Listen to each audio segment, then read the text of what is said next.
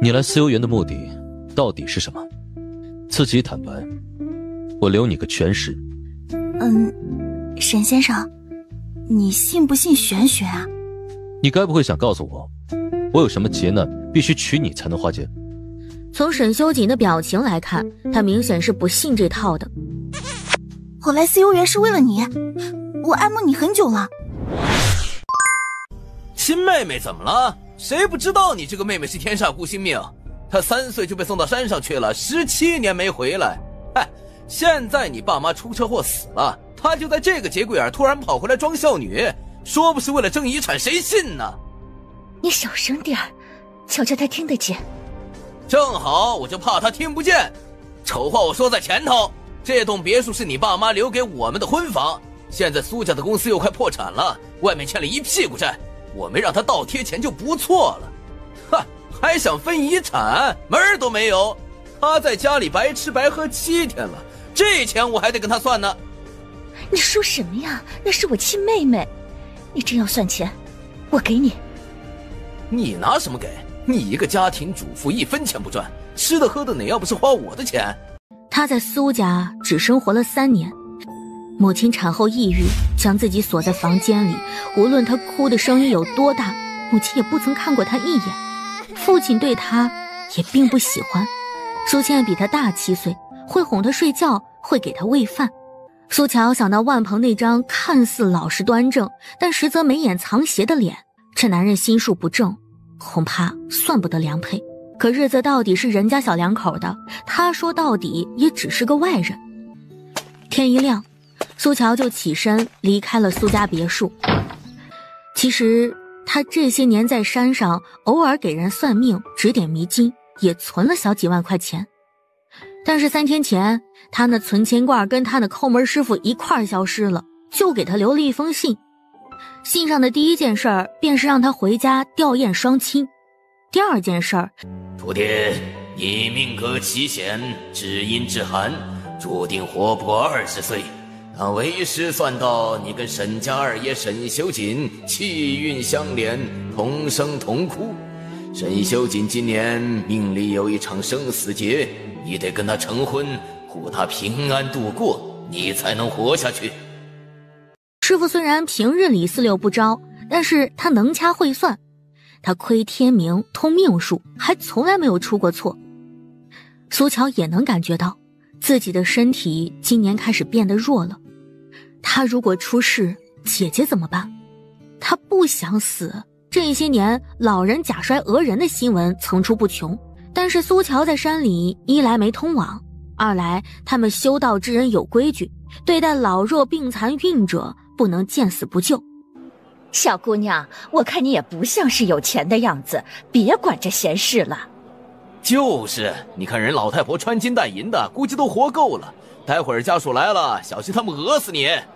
他跪在老太太身边，仔细检查一番后，苏乔将人小心放平，取出布袋里的针灸包，银针利落精准地刺进老太太身上的7个穴道。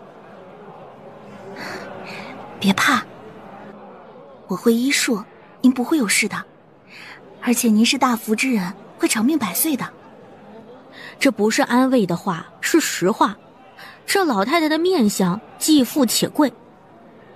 针扎进来以后，老太太身体的疼痛感顿时就缓解了不少。此时救护车赶到，见老人家的情况已经稳定，苏乔起身准备离开，可手心里却突然被塞了什么东西。这玩意儿看着就贵重，苏乔自然是不收的。他正要还回去，可谁料老太太两眼一闭，人直接晕了过去。让开让开！算了，找沈修锦要紧，这玉镯还是先好好收着，日后再还吧。苏乔怕放在布包里磕碎了，干脆将玉镯直接套在手腕上。一群废物，老太太都没看丢。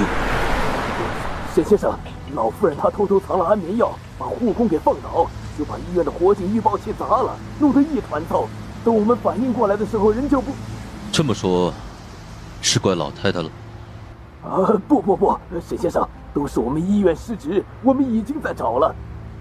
奶奶要是少了一根头发，我拆你一根骨头。二爷，有个女人挡住路了。这显然又是一个为了引起他注意不择手段的女人。他嫌恶地皱了皱眉，沈修锦目光一顿，他注意到这个土包子手上的玉镯。沈修锦原本有些躁意的脸瞬间就冰到极点。男人骨节分明的大手一把攥住他戴着玉镯的那条手臂，将玉镯直接剥了下来。你是哪来的土匪啊？把东西还给我！土匪这个词恐怕10年前就没有人用了，更何况他这张脸3天2头的上新闻版面，整个地城就没有不认识他沈修锦的。想用这种白痴套路吸引他的注意力？这玉镯你从哪儿偷的？老太太人呢？我苏乔从来不干偷鸡摸狗的事。男人掀起眼皮，眼底杀意毕露，他猛地出手，一把掐住苏乔的喉咙。这男人是暴力狂吗？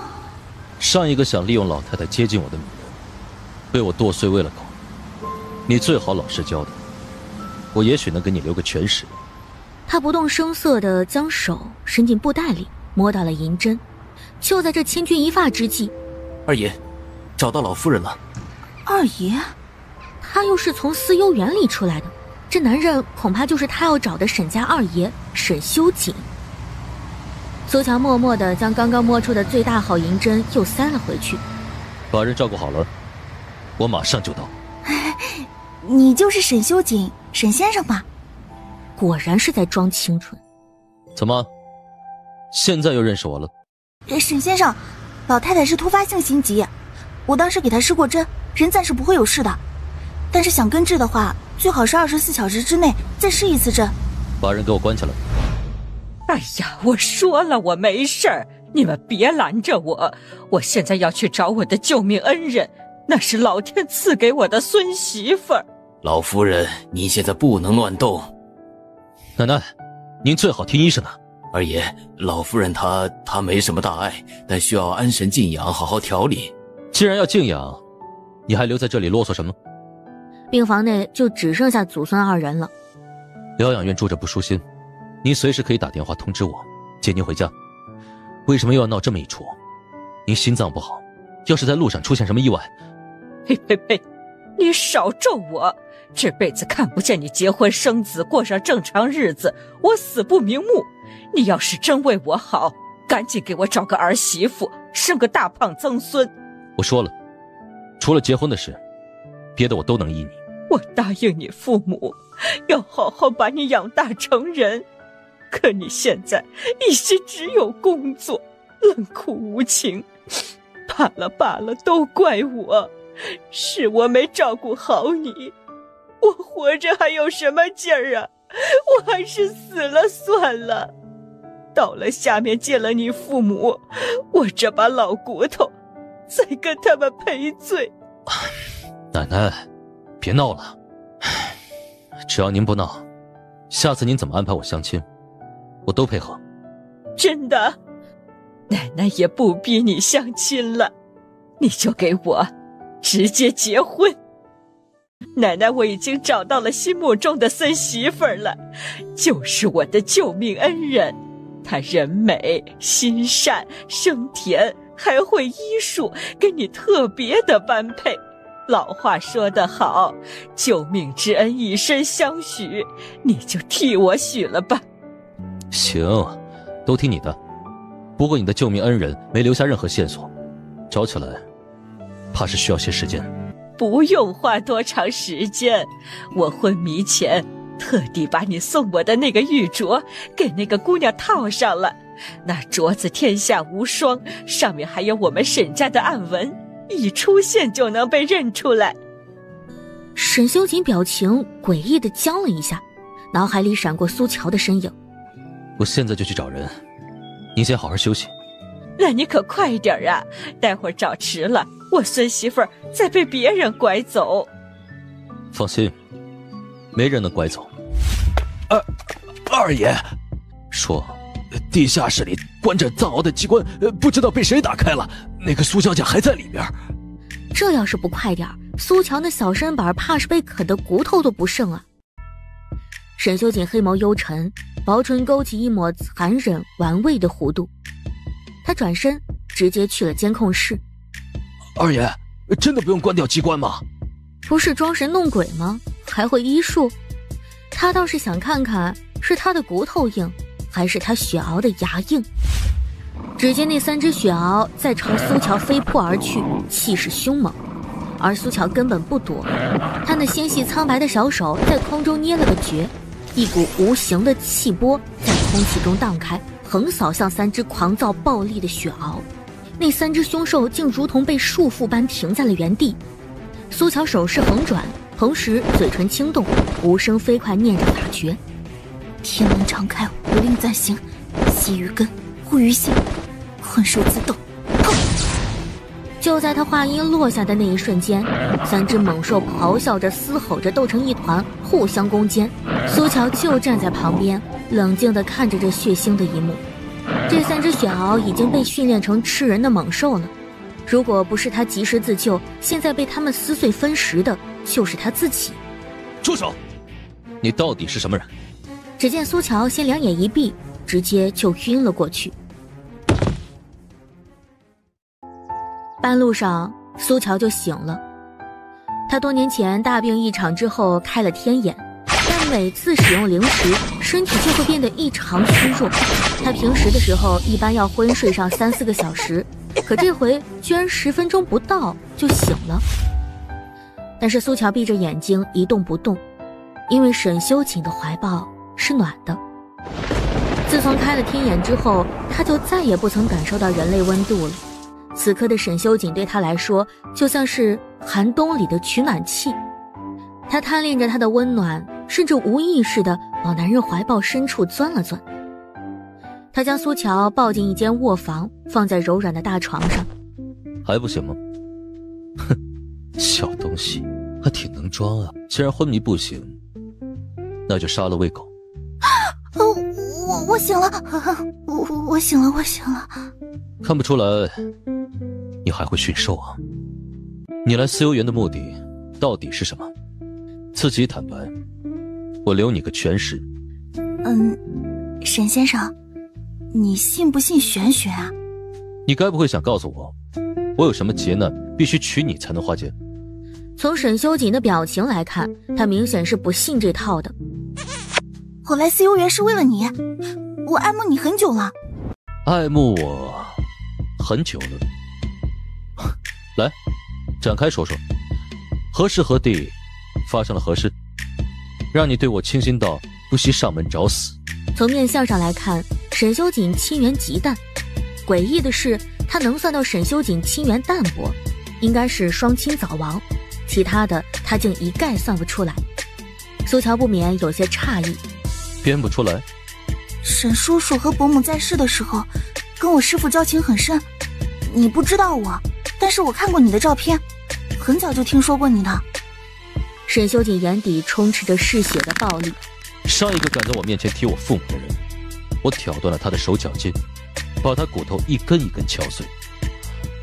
看来你也想试试。二爷，管家福伯在此时匆匆推门进来，被眼前的一幕惊了一下。滚出去！二爷，是医院那边打来电话，说老夫人她病情突然恶化，需要即刻动手术的话，请您过去签字啊。沈修锦听到事关老太太，转身就要走。沈先生，我能救老太太。我凭什么信你？老太太目前的身体承担不了动手术的风险，我有办法救老太太。要是我做不到，你再杀了我也不迟。她学着琼瑶剧里的悲情女主，咬了咬下唇。我知道老太太对你很重要，我喜欢你，就不想让你难过。喜欢她，不想让她难过？哼，这拙劣的演技。见老太太之前，你得准备一下。瞅到我眼睛了。行，他忍，等忍过这一年，他苏乔云清观第一神婆最强玄术士，势必要让沈修锦这个臭男人跪下承认错。滚出去！别来害我！别害我！快滚！二爷，我们检查发现老夫人脑部有一团阴影，推测应该是瘤块压迫了脑神经，导致出现幻觉，最好动手取出来。苏乔却看出那团缠绕着老太太的黑气，看来是有人给老太太中了煞，极其险恶的凶煞。他取下布袋，一样一样的往外掏装备，同时头也不回的吩咐：都出去，把门带上。众人都齐刷刷地看向沈修锦，在等他的意思。此时桌上的老太太忽然两眼翻白，浑身痉挛性的抽搐起来，双脚居然虚虚离地。这一幕惊呆了所有人，就连一向对鬼神之论嗤之以鼻的沈修锦也怔了一下。苏乔看得清清楚楚，是那团黑气掐住了老太太。不想她死的话，都出去！苏乔扭头厉声喝道。满场的人被苏乔陡然暴涨的气势镇住。沈修锦一挥手，医护人员和保镖们连忙退了出来。我给你10分钟。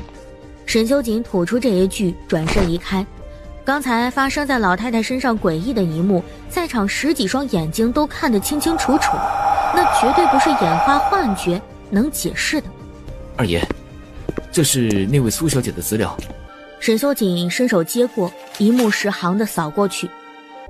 听说这苏乔是天煞孤星转世，她出生那天，她祖父母和外祖父母4个老人同时过世，而她母亲也一病不起。苏家生意开始走下坡路，直到她3岁被送走，苏家的情况才有所好转。直到7天前，苏乔又回到了地城，就在她回来的前一晚，苏家父母车祸，双双去世。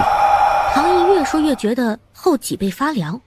二爷，这女人邪门的很啊，出场就得死人，她现在貌似又盯上您了。你觉得她能克死我？二爷，这邪门的事儿咱还是宁可信其有，小心点好。他话还没有说完，苏乔走了出来，黑黢黢的脸衬得嘴唇越发苍白。老太太没事了，我去洗把脸。说完，他直接走向洗手间。纤瘦的背影看上去像一片薄薄的影子，风一吹就能倒。沈修锦淡不可见地皱了皱眉。只见刚才神态疯癫的老太太现在已经躺在床上，脸上也恢复了血色。阿锦，我这是怎么了？啊，没什么，您休息一下，待会儿我让医生进来替你检查。他眼角余光瞥见地上的水果刀，刀尖沾血。苏乔掬了几捧冷水，就着洗手液洗掉脸上的黑粉，露出他那张苍白绝美的小脸。凭借他的本事，对付那些邪祟也是小菜一碟。只不过他今天一天都没有吃东西，先前对付3只雪獒又耗费了零食，身体太过疲惫，倒是让那些凶煞本体抓住机会从窗户逃了。幕后的人肯定还会再来，到时候他再一网打尽。苏乔体内寒意肆虐，要命的疲惫感袭来，每次过度使用灵食，身体就会陷入虚弱的状态，他就需要重新吸收灵气才能尽快恢复。大都市喧哗俗闹，天地灵气极度匮乏。想起不久前他情急之下吻上沈修锦的画面，在亲上沈修锦的那一瞬间，他感受到了一股强大的灵力源源不断地涌入体内，四肢百骸都跟着暖了起来。沈修锦一个吻对他的加成，比在福居洞闭关3天都来得强烈。苏乔忍不住伸手去抚摸自己的唇，他好想再感受一次。你在回味什么？男人低沉的嗓音冷不丁地响起。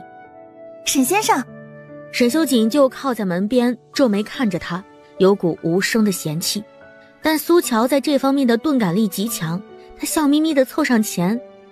我在回味之前吻你的时候。他不知道是这女人的段位太高，用最无辜干净的表情跟他调情，还是真就是傻白甜一个，撩而不自知。沈修锦伸出手，将他的脑袋推开了一些。老夫人已经醒了，医生再给她做检查。既然老夫人没事了，你现在有没有开心一点呢？他一边问，一边又往沈修锦的身边凑了凑，哪怕是亲不到，离他一近也能感觉到被暖意笼罩，灵力回升的感觉。还是头一回有人问他这种问题。开心？谁会在意他开不开心啊？沈修锦避开他毫不掩饰的炙热目光，注意到苏乔还在流血的手。不处理伤口，你想死？沈先生。在沈修锦要松开的时候，苏乔连忙反握住他的手，像只可怜巴巴的小狗一样。我好疼呢，你这么握着好像好一点。沈修锦最后亲自给他上药。我下手不会轻。苏乔眼睛就没有从他身上离开过，他笑眯眯地摇了摇头，活像个恋爱脑晚期。没关系的，只要是你给我上药就不会疼。这样挨着他比什么止疼药都管用。身为助理的唐毅在旁边觉得自己是多余，这苏小姐看自家二爷那满眼欢喜的样子都快溢出来了。等等，他不会看上谁死吧？唐毅被这突然冒出来的念头吓得一激灵。二爷，老夫人吵着要见您，说有急事要跟您说。知道了。沈修锦起身的同时，苏乔也跟着站了起来。坐下。哦。苏乔乖乖坐下，满脸不舍。那你什么时候回来啊？虽然抱不到亲不得，但是能近距离的靠着他，苏乔就觉得自己的身体都在渐渐恢复力气。这小女人是真不知道矜持2个字怎么写吗？她的灵力池啊。苏小姐，我们二爷向来对女人没什么兴趣，更不会喜欢你这一款，你还是识趣一点。你叫唐毅是吧？苏乔侧目看他，跟刚才面对沈修锦时是完全不一样的神色。他淡漠清冷，轻飘飘的一眼扫过来，有种说不出来的压迫感。你们二爷我跟定了，至于他对女人还是对男人有兴趣，我都无所谓。我劝你还是操心操心自己吧。他轻轻眯起那双好看的狐狸眼，端详着唐毅，眼底淌过一缕不易察觉的幽光。今天别在外面看热闹，还有这个平安符你贴身带着。我不。唐毅张嘴想要拒绝，却看见黄纸上朱砂化成的符箓在阳光下荧光一闪，眨眼之间就消失不见了。他到了嘴边的话咽了回去，心里也愈发瘆得慌。唐毅轻咳一声，伸手偷摸取过符纸，反正这小玩意儿也不占地方。阿锦，我刚刚昏迷的时候，好像又听见之前救我那姑娘的声音了。你是不是找到我的救命恩人了？您听错了，有消息我会立刻告诉您。我看电视里的霸道总裁要找谁，立马就能把人找到，还有个叫龙傲天的特别厉害。哎，都是当霸总的，你跟人家怎么差距就这么大？很好，待会儿就让人把老太太房间的电视给拆了。我的乖孙媳生得那么好看，在外面太不安全了，你要是不抓紧把人找到，哼！老太太嘴一撇，扭头去看窗户，意思很明显，没了孙媳妇儿，她就跳楼。沈修锦脑海中闪过了苏乔那张精致绝美的小脸儿，还有他直勾勾盯着他的时候那双欣喜满意的眼睛。就在沈修锦转身打算离开的时候，他注意到老太太的枕头底下露出一角黄色的东西，只见纸上行云流水，画着一串暗红色的符箓。那不是朱砂颜料，画符用的是血。沈修锦推门进来，就看到苏乔趴在椅子上缩成一团睡着了。他人本来就娇小纤细，此刻蜷缩成小小的一团，看上去就像只柔软的小猫。一股暖意随之在空气中漫开，朝着苏乔徐徐渡来。他嘴角禁不住翘了翘，内心已经开始期待沈修锦温暖的怀抱了。再装，我就让你这辈子都醒不过来。臭男人，但是他人设装就得装到底。苏乔做作地伸了个懒腰，一副刚被吵醒的样子。沈先生，你回来了。这演技，跑个龙套都嫌业余。但是他见到他时，眼里仿佛能开出花来，这份开心却又不像是装的。沈修锦还是头一次觉得看不透一个人，这种捉摸不透的感觉让他心生烦躁。你到底是什么人？沈修锦取出从老太太枕头底下发现的那张黄符，面色不善。我就是传说中的天煞孤星，丧门星，刚出生就克死家中长辈。3岁那年，我生了一场大病，父亲没有送我去医院，而是开了很远的车，把我丢到路边，想让我自生自灭。可惜我命不该绝，被师父救走，带回山上，一住就是17年。没有同情，没有怜悯，也没有避之不及的厌恶。所以你就成了神棍？不是神棍，是法门玄术师，我超级厉害的。在他面前卖弄风情的女人他见多了，装神弄鬼的这还真是头一个。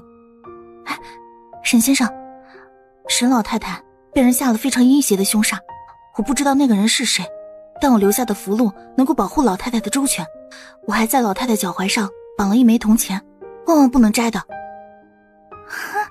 好温暖呐！想被多了。沈先生，我说的都是真的，老太太需要我，而我不能离开你，没有你我就会死的。这些话你对几个男人说过？那当然只有你一个啦。但凡有其他男人能保住他这条小命，鬼才愿意死乞白赖地跟着这座阴晴不定的冰山呢。沈修锦移开了目光，油腔滑调。见他转身要走，苏强慌忙地去追。沈先生，你等等我！然而猛地一下子站起来，又犯了低血糖。苏乔顿时就眼前发黑，整个人不受控制地朝前扑了下去。沈修锦的一只手有些狼狈地拉住腰间的皮带。放手！对不起啊，我不是故意的，我就是脚麻了。刚刚处理好工作赶来的唐毅就撞见了如此诡异的一幕。小神婆跪在自家二爷的两腿之间，而二爷正在系皮带。这是在医院里门都不关就这样。没想到一向不近女的二爷，这玩起来居然玩这么的。等苏乔从地上爬起来，沈修锦的背影都在3米开外了。他起身就去追，从旁边转角冲出来的人影，正好他撞了个正着。对不起，对不起，小乔，你怎么在这里？是不是哪不舒服？只见苏倩右边的脸颊红肿着，上面还有好几个清清楚楚的巴掌印。自己被打成这样，还在关心他。我没事。你身上的伤是谁打的？万鹏吗？不等苏倩回复，苏乔掐指算了算。原来不是男的，是个女人，而且还是个老女人。你婆婆啊？小乔，你怎么知道？走，带我去见见那个老太婆。她原本以为自己离开家对姐姐会是一种保护，但是看来她错了。姐，你在这里等我一下。沈先生，我现在要跟我姐回去一趟，可能要离开你几天。这根红绳我从来不离身的，现在送给你，你带着它，它可以替我保护你的。沈修锦当然不会信，更不打算接。沈先生，你就带着吧，你要是有什么3长2短的，我就活不下去了。苏强一边认真地念叨着，一边麻利地将红绳套在沈修锦的手腕上，同时默默念了个诀。好啦，等我忙完我姐姐的事情，我就会马上飞来你身边的。沈修锦目光落回到手腕的红绳上，红绳保平安，这么老土的东西居然还有人信。神经病！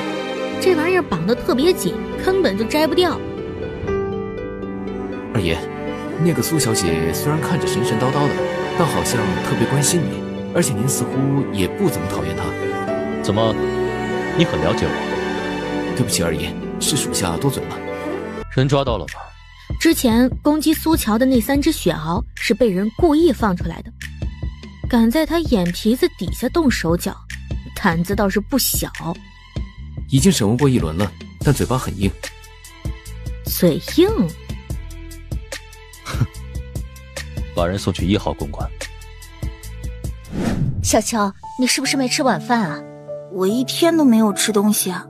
那你想吃什么？我们先去吃饭。我们去吃面吧。好。苏倩一口应下，心里稍稍松了口气。她现在的卡里就只剩下几十块钱了，要是苏乔真想去饭店，她只能找人借点钱。苏乔的确是饿了，一口气吃了4碗面，这才放下筷子。还疼吗？不疼了，你给的那个药贴很有效。还手了吗？什么？你那个恶婆婆用开水烫你，别告诉我你没有还手。她也不是故意的，是我不小心打翻了热水。结婚这么多年，跟婆婆刘桂芳时不时的会发生一些摩擦，苏倩都忍了下来。毕竟家和万事兴，这刘桂芳又是长辈，如今自己的娘家已经没了，如果想要好好的过日子，只能对刘桂芳忍耐一些。苏乔沉默地看着姐姐，她今日煤气照顶，破财伤情不说，接下来还有大灾。姐，无论发生什么，你都可以告诉我的，我帮你解决。20岁的小姑娘离开家连顿饭都吃不上，能帮她什么？你有这份心，姐姐就很感动了。明天我去找个老同学，看看能不能给你安排一份轻松点的工作，1个月挣个4、5千也好，至少能保障你的基本生活。山下挣钱这么难吗？他在山上帮人算一卦就5000起步了。当然了，我也算是名牌大学毕业，但一毕业就结婚生子，当了家庭主妇。现在我要重新去找工作也很难。不急，送钱的来了。什么？你们又来干什么？我所有的钱都给你们了，这事跟我妹妹没关系。万太太，你老公万鹏今天下午又赌了几把，现在连本带利总共欠我们5000万。他为了保命，把苏家别墅抵给我们了。现在他躲了起来，跟老子玩失踪。万太太，我就只能找你要房子了。不，这房子我绝对不可能给你们，那是父母留给他最后的遗产。那没办法，我只能带你回去慢慢聊了。还愣着干什么？小乔，一群大男人欺负一个女人，你们可真要脸。不想死的最好别多管闲事，赶紧滚！小乔，你快走，他们不是好惹的。别怕，我来解决。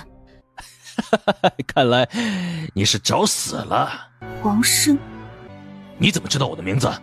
我还知道你作恶太多，殃及后代，导致你老婆这2年3个孩子胎死腹中。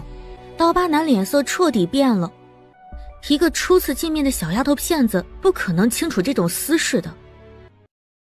我劝你最好现在回头多做善事，否则你这第4个孩子也保不住。想唬我？你还嫩了点儿，我老婆现在根本就没怀孕。他话音刚落，兜里的手机就响了。老婆，老公，我怀孕了。你说什么？我这几天肚子不舒服，今天来医院检查了一下，医生说我怀孕了。老婆，这事儿你告诉其他人没有？你胡说什么呢？我刚拿到结果，第一时间就给你打电话了。老婆，我回去再说。小神仙，我刚才有眼不识泰山，您大人有大量。一旁的苏倩都看傻眼了。小神仙，只要你能帮我保住我老婆肚子里的孩子，我做什么都行。他已经丢了3个孩子，这第4个孩子他无论如何都要保住。苏乔淡定地勾了勾手，让他起来。我可以帮你，但是我的安胎服可不便宜。多少钱我都愿意给。安胎服每张5万，1张能保1个月。我要10张，我现在就给您转账。姐，收钱。哦，这也太离谱了，她这个妹妹到底是什么人物？小神仙，钱都汇过去了，能给我安胎服了吧？别急呀，还有件事儿，万鹏欠你们那5000万。小神仙，这5000万我要是收不回去，我老婆就得大着肚子替我收尸了。我的意思是，冤有头债有主，谁欠你的钱你就找谁还。那个万鹏他妈的跟成了精的泥鳅一样，溜得比谁都快，我实在找不到人啊。榆林街盘山路那边房子没有几栋，你好好找找。多谢小神仙。不谢，算一卦5000，转账吧。姐，钱都收到了吧？小乔，你老实告诉我，那个流氓头子的信息你从哪儿偷听来的？合着流氓都信了，他姐还以为他是骗子呢。姐，其实你那个安胎符，什么作恶多端、报应到下一代的说法，一听就是电视剧里江湖骗子那一套。你姐姐我好歹是大学生，当然不会被那些神神鬼鬼的那些骗过去。我不管你是从哪儿偷听到的信息，但纸是包不住火的。在被皇上发现之前，你得找个安全的地方藏起来。要不，你还是离开帝城吧。他姐姐宁愿相信他是个骗子神棍，都不肯相信他是能掐会算，不是普通人。别担心，他不会发现的。皇申他老婆之前去山上的庙里拜过菩萨，我跟他聊过，也见过皇申的照片，也知道他流产了3次。至于他老婆这次怀孕，我刚刚在医院凑巧碰见他了，看他症状反应像是怀了的，就随口一说，然后就猜中了。原来如此，这个解释苏倩果然接受了。你这丫头也真是胆子大，得亏你运气好。是啊，我运气真好，反正那些人短期也不会找你麻烦了。姐，你还是抓紧时间跟万鹏把婚给离了，以后就不用管这些破事了。小乔，你不懂，离婚没有那么简单的。其实万鹏他以前不是这样的，他很爱我，也很爱我们的女儿佳佳，我们大学就在一起了。我不知道他怎么会变成这样。今天上午那伙人找上门的时候，他躲了起来，等他们走了，他跪在地上跟我磕头，说他会改的。我把我手里公司的股份都转给他，让他卖了些去还债，没想到他又去赌。姐，你还有我呢，离婚吧，以后我赚钱养你。小乔，苏家已经没有了，万鹏他不只是我的丈夫，也是我的家人，是我孩子的爸爸。我们一家人要同舟共济，我不能在这个节骨眼上把他推上死路。只要他能改过自新，钱的事我愿意跟他一起想办法。果然，渣男背后一定都有一个傻女人。看来想让姐姐彻底死心，还得让她看清万鹏的真面目，被伤透了才行。沈修锦微微皱了皱眉，抬眸，前方拥堵成一团。二爷，我去看看什么情况，能不能尽快通行？这条路是通往1号公馆最快的一条。我去，太惨了吧，4辆车追尾。哎，不知道车里人怎么样啊？唐毅冷不丁地想起苏乔的警告，今天别在外面看热闹。追尾事故中，最后那辆车突然发生2次爆炸，火舌窜了起来。唐毅后背渗出了冷汗，他忽然察觉到口袋里有些微微发烫，只见上面朱砂化成的符箓在他眼前褪色消失了。哪里是什么神棍啊，分明就是活神仙。唐毅咽了咽口水，转身快步钻回到车里。二爷，小神婆跟你的红绳你还是好好带着吧，我觉得她好像有点真本事。小神婆？怎么你现在成了她的信徒了？男人语调漫不经心的，周身杀气却极为严重。绝对没有，我誓死效忠二爷一个。另一边，苏乔抬头，目光落在楼上一扇亮着灯的窗户上，完全就是一座阴宅。人在这儿住久了，容易阴郁成疾，丧失生气，会折寿的。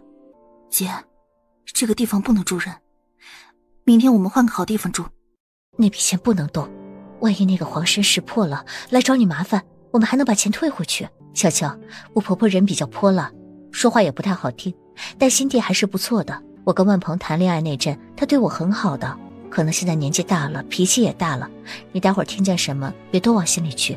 能养出一个软饭硬吃的渣男的人，又会是什么好东西？唐婶儿，你是不知道我那个肚子不争气的儿媳妇儿有多没用，给我生不出孙子就不说了，她连自己老公都管不住，跑来哭啼啼的跟我说我家万鹏在外面赌博欠了债，他要是有本事能把男人伺候好哄好了，我家万鹏至于压力大到跑出去赌钱吗？我骂了他几句他就敢顶嘴，我就给了他2巴掌，他倒来劲儿了，还要死要活的跑去医院。想当年大鹏他爸活着的时候，打得我满脸是血，我还不是擦擦脸，继续给他们一家老小做饭伺候他们，哪儿好意思跑出去让外人看笑话？哼，怕啥呀？现在他爹妈都死了，谁还当他千金小姐？反正人也没地儿跑。哎，我说你正好趁这个机会，看他有没有藏私房钱。你们说够了没有？要死啊！走路都没声的，想吓死谁呢？怎么又带了个赔钱货回来？哼，就知道这不是什么好东西。哎呦，小倩呐，这是你那个妹妹吧？哎呦，你要不说呀，可真看不出来是从山里来的村姑啊。你叫什么名字啊？多大了？有没有谈男朋友啊？这小脸可真嫩呐。哎呦，就是瘦了一点。转过去，让婶子看看这底盘结不结实啊。堂婶，这是我妹妹苏乔，刚不过20岁，还小着呢。20岁可不小了啊，都能领证结婚了。小倩啊，你可别怪堂婶说话直啊。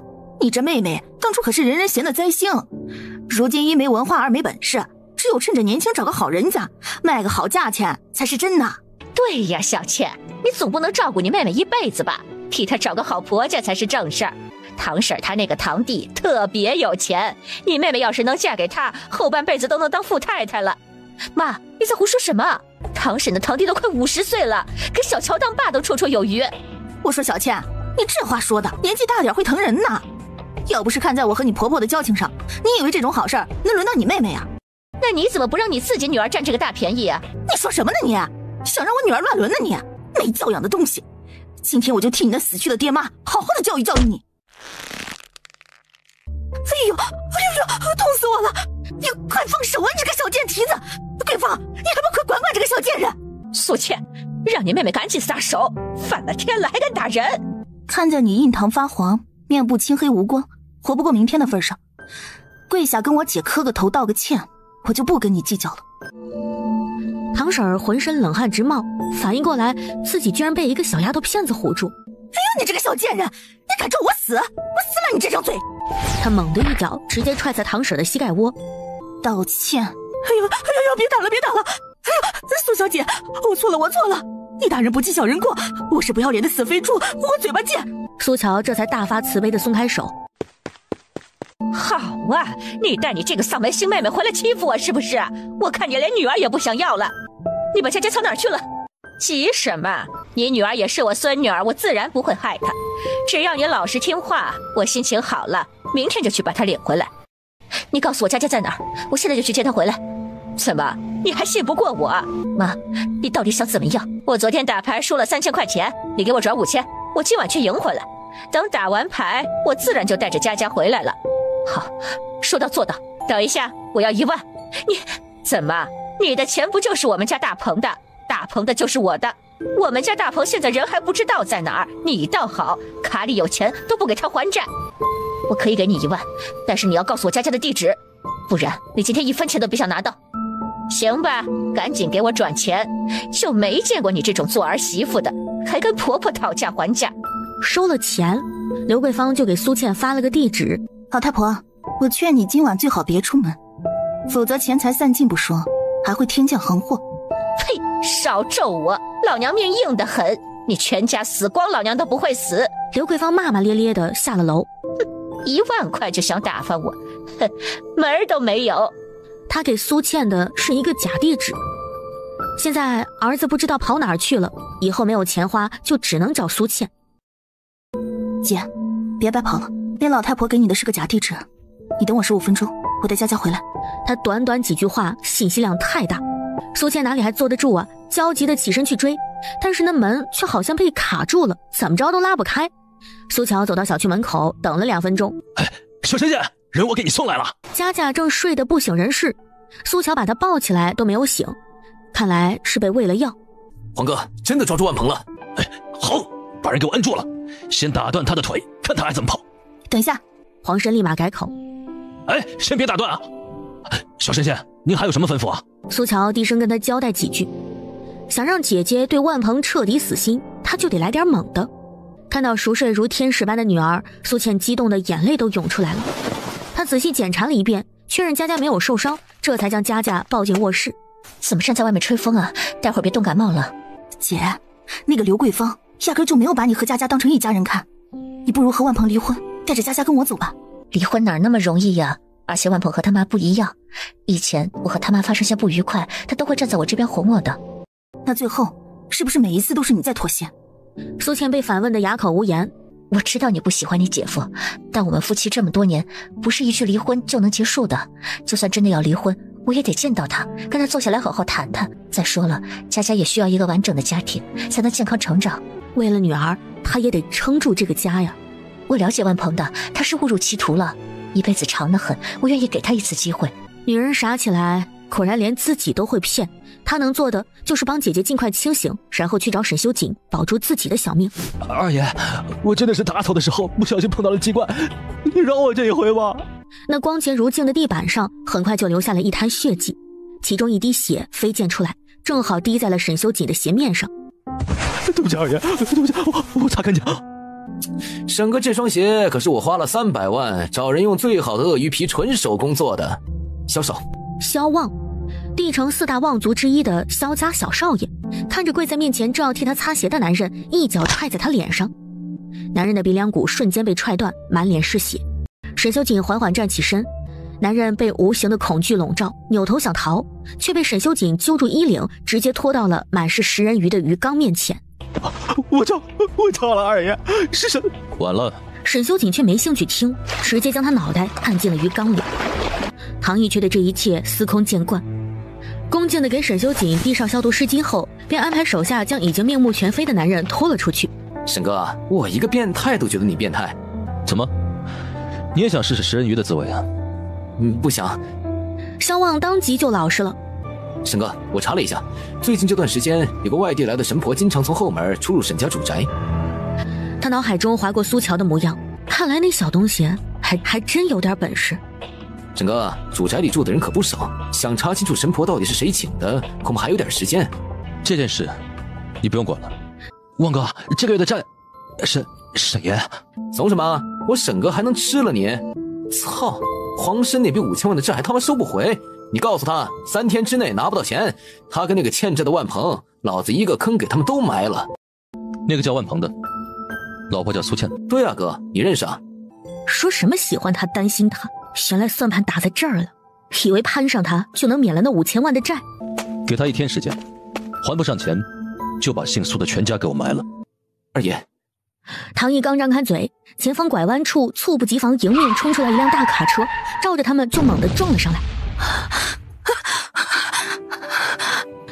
看来他给沈修锦的红绳派上用场了。那根红绳由他心头血灌注，以他的灵石喂养，跟他相连，能挡死劫。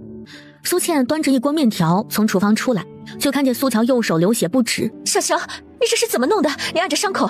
却看见苏乔已经从自己的布袋中取出一条画着奇怪图案的黄布，缠在了流血的伤口上，瞬间便止住了血。别担心，小伤，包扎好了。来电显示正是婆婆刘桂芳的号码。姐，别接，万一她有急事找我呢？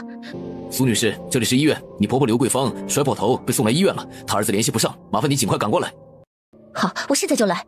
小乔，我得去趟医院，就麻烦你送佳佳去学校了。星光双语贵族小学，这钱给你打车。当初母亲产后患上了严重的抑郁症，苏父虽然请了护工来照顾，但是他忙于工作，很少在家。那冷漠的家庭氛围，再加上亲眼见过父亲狠心抛弃的妹妹，都给苏倩留下了阴影。她小心谨慎，从小就学会了看父母的脸色，费尽心思去讨他们开心，以至于成年之后，这种低姿态的卑微讨好已经深入骨髓。也正是因为如此，范鹏那个垃圾才能拿捏他这么多年。他觉得比起被抛弃的自己，留在家的苏倩更可怜。哎呦，唐婶跳楼了！苏倩有些难以置信地缓缓回头，朝楼上望去。这些年，她一个人是怎么挨过来的？又是如何变成今天这副模样的？此时，半岛公寓4楼冷色调的客厅内，医生正在替沈修锦缝合，没有用麻药，那针刺破皮肉，血腥地撕扯着，就跟缝布一样。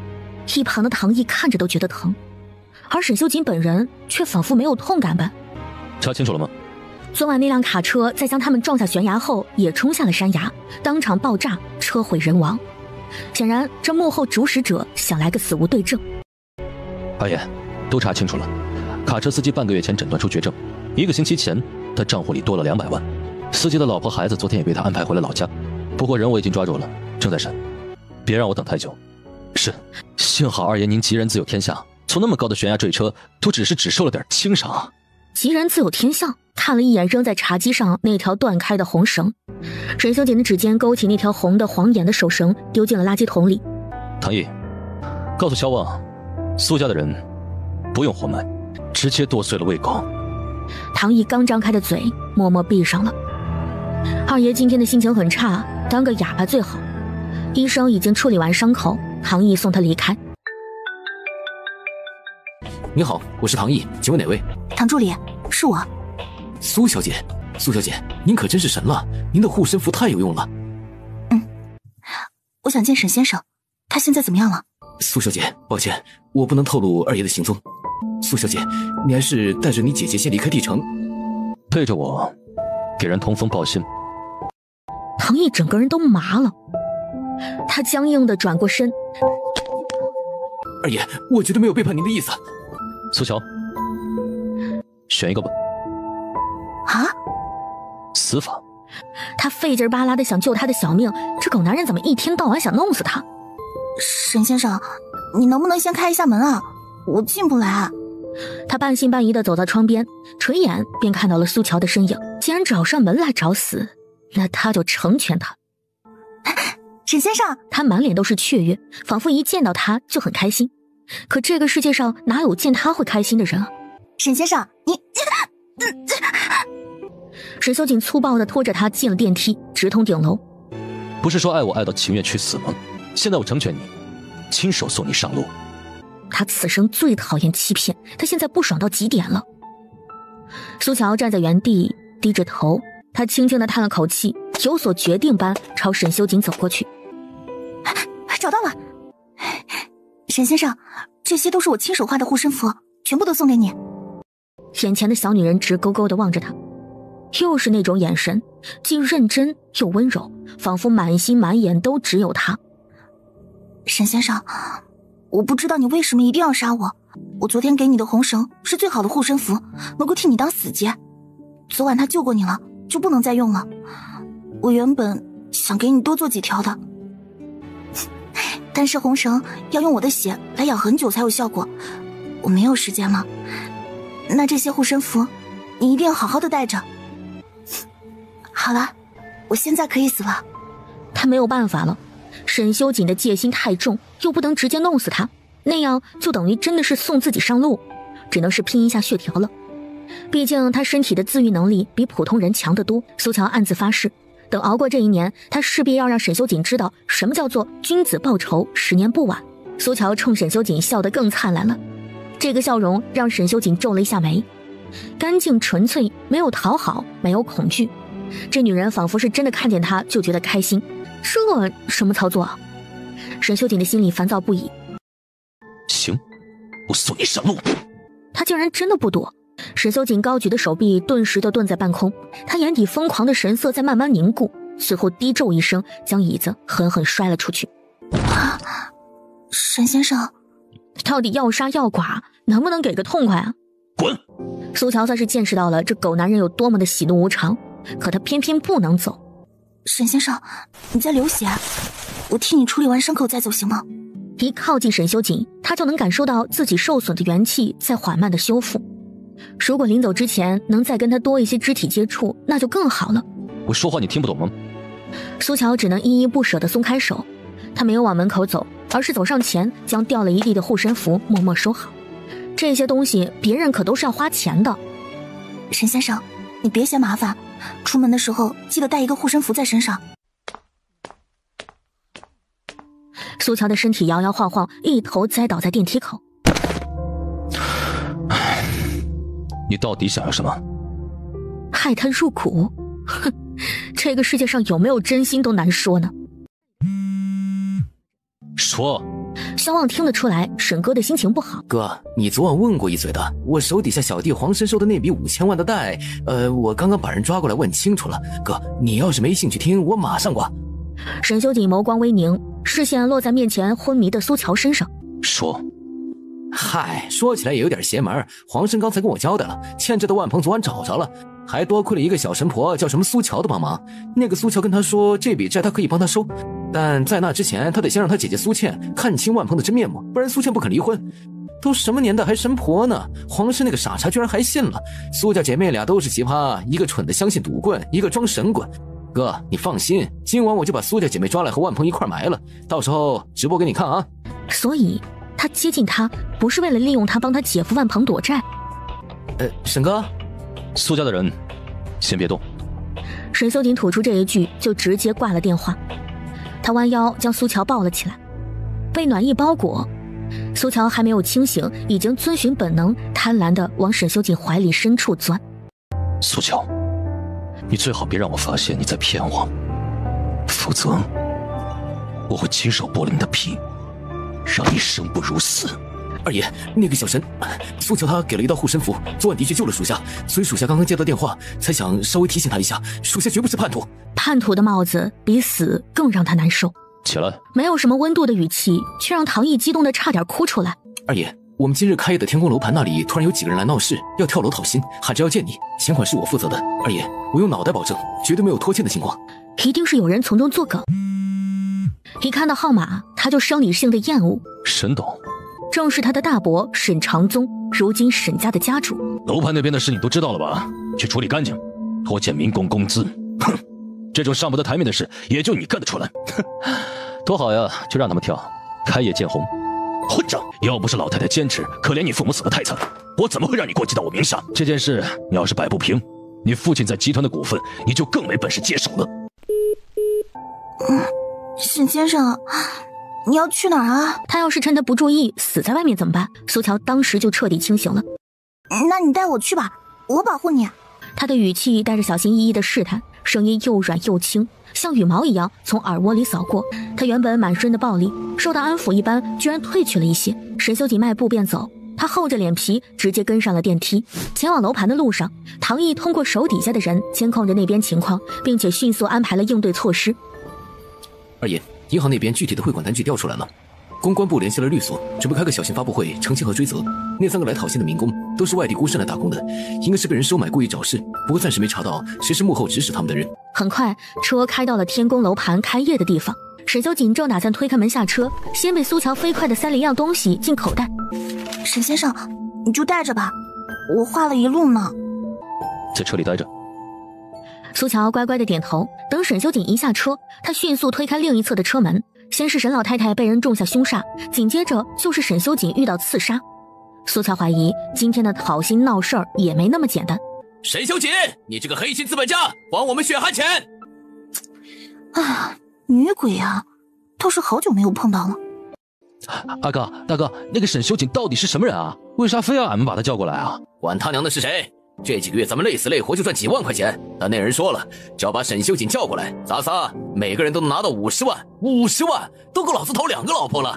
小毛，你在这儿继续喊，老二，你去楼梯口盯着，老子先去撒泡尿。王大走到角落里，刚准备解开裤子，他忽然发现自己好像动弹不得。他张开嘴想叫，可那鬼手却从后面捂住了他的嘴。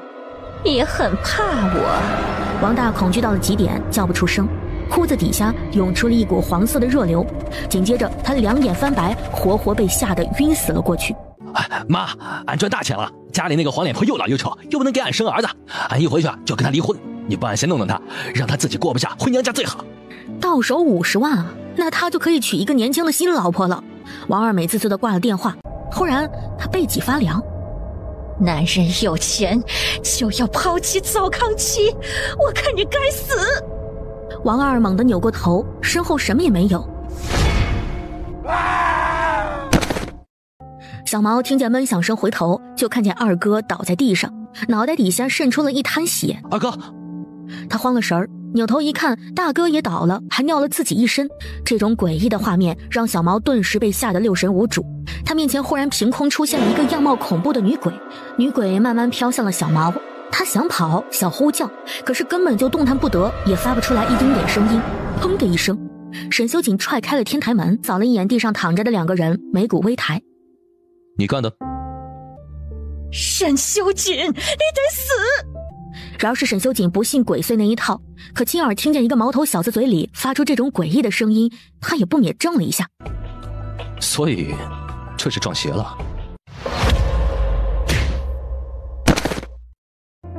沈修锦，你想摆脱我，只能杀了他，可你敢吗？现在打死他，这上面就只有你一个活人了。3条人命底下那么多双眼睛在看着，到时候谁能保得住你？你尽管试试，我敢不敢？你不敢，沈修锦，你不能坐牢，不能现在就完蛋，因为你想要的还没拿到手。沈修锦，你得死！女鬼差点就被震出小毛的身体，她那双死气沉沉的眼睛里闪过一丝类似恐惧的情绪。她看见沈修锦西服一侧的口袋里散发着淡淡金光，显然是有高人护着她。哼，我的人你也敢欺负？看来是当鬼当腻了，想灰飞烟灭呀！一道熟悉的嗓音在沈修锦身后悠悠地响起，那双总是笑意盈盈、亮晶晶望着他的狐狸眼，此刻仿佛积蓄着化不开的浓雾，陌生的就像是另一个人。然而下一秒，苏乔对上他的目光又露出甜甜的笑容。沈先生，我有点想你，就来找你了。你是什么人？沈先生，以后我的护身符你一定要好好的带着，坏人多，坏鬼也多的。臭丫头，你找死！苏乔连头都没有回，一挥手就扫出一道无形的气波，这一下直接将女鬼打出了小毛身体，险些灰飞烟灭。他惊恐不已，也意识到这小姑娘是自己惹不起的人，他赶忙引入墙内，随即就消失了。此时处理好楼下围观群众和记者的唐毅也赶了过来。二爷，他上前检查了一下，确认3个人都没有咽气，唐毅神色彻底放松了。只要人没死，一切都好说。二爷，警察都来了，这边我处理，您跟苏小姐先离开吧。沈修锦倒是不触警察，他正想开口，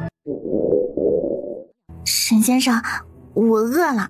沈修锦看了他一眼，转身便走。苏乔指了指地上已经痛得晕死过去的小毛，对唐毅说：“这个人留着，我有用。”好的。苏乔，来了来了。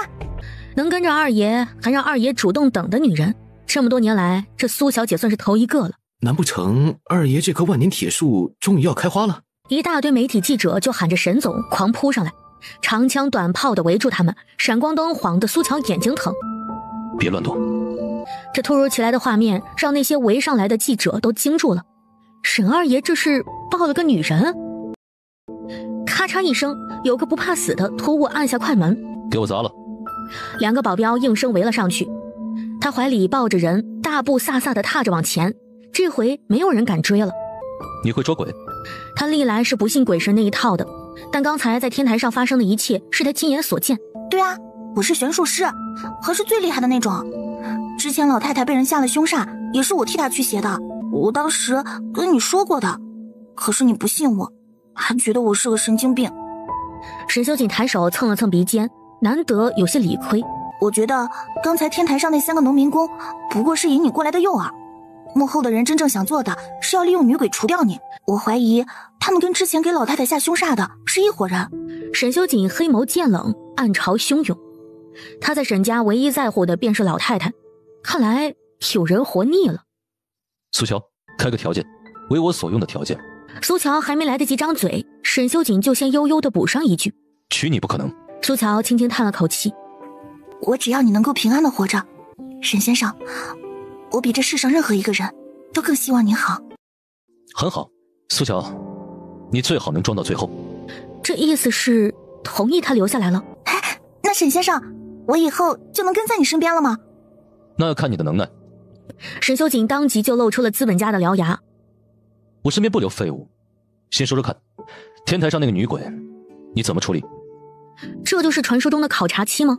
那个红衣女鬼怨气极重，怨鬼是生前有恨，恨意难消，死后成怨会将他们困在他们枉死的地方。你的意思是她就死在这栋楼？是的，应该是在这栋楼建成之前就已经死了。沈修锦半信半疑，他打了个电话，让手下人去查天宫楼盘修建前有没有出过命案。很快消息就传了回来，果然有一个叫陈丽红的女人7年前在这个地方自杀了。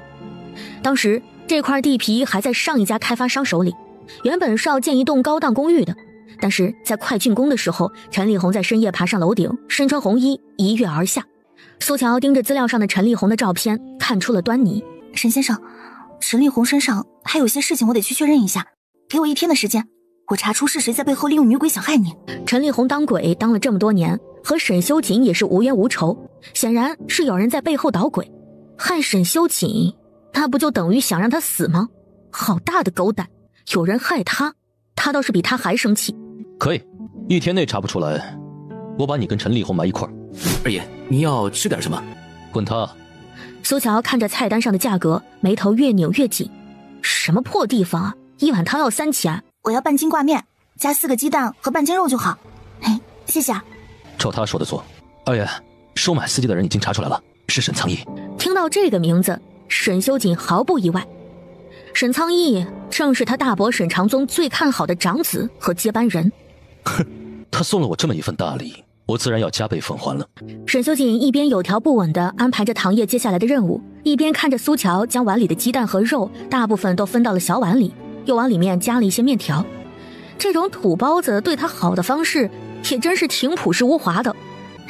沈先生，快来吃面，待会儿就囤了。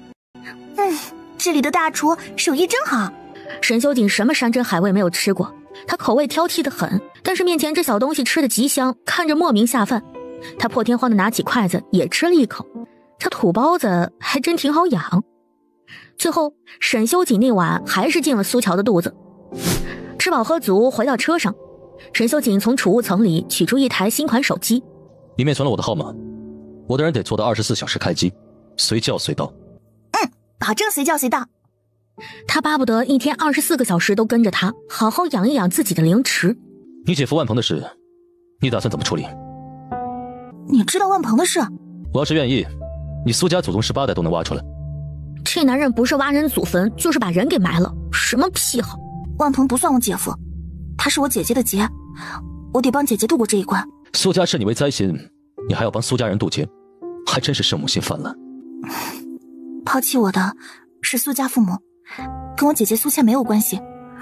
而且真要刨根究底，她如今走到这一步，我也有责任。因为我出生那天克死了外公外婆和爷爷奶奶，才导致母亲陷入重度的抑郁，甚至有自杀的倾向。可姐姐苏倩却被迫承担了她造成的恶果。我留在苏家的那3年，父母连看我一眼都不愿意，是姐姐在照顾我。我不是被抛弃的那一个，我是抛下她的那一个。一个重度抑郁的母亲和心力交瘁、沉迷工作缓解悲痛的父亲。姐姐她这17年过得比我更辛苦。从出生的那一刻起，每个人的路都是自己选的。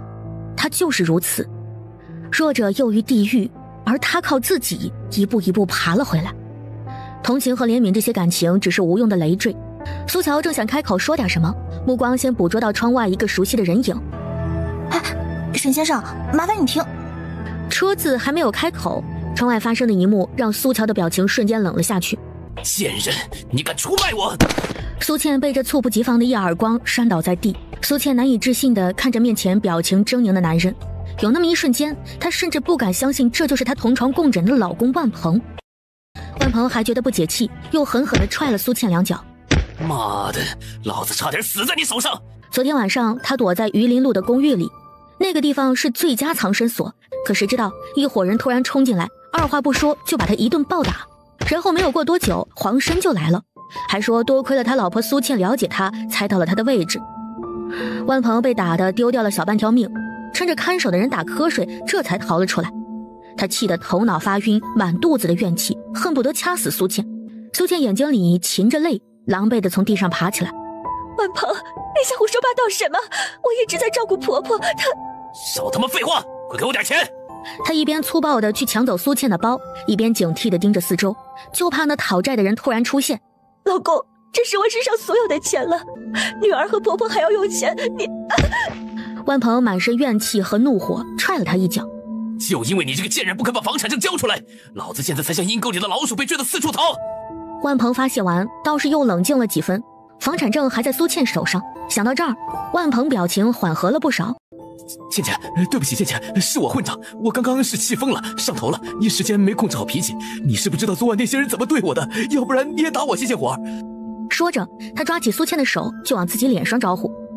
苏倩用力地抽回手，整个人都在发抖。你别碰我！挨婆婆打的时候，她都没有如此绝望过。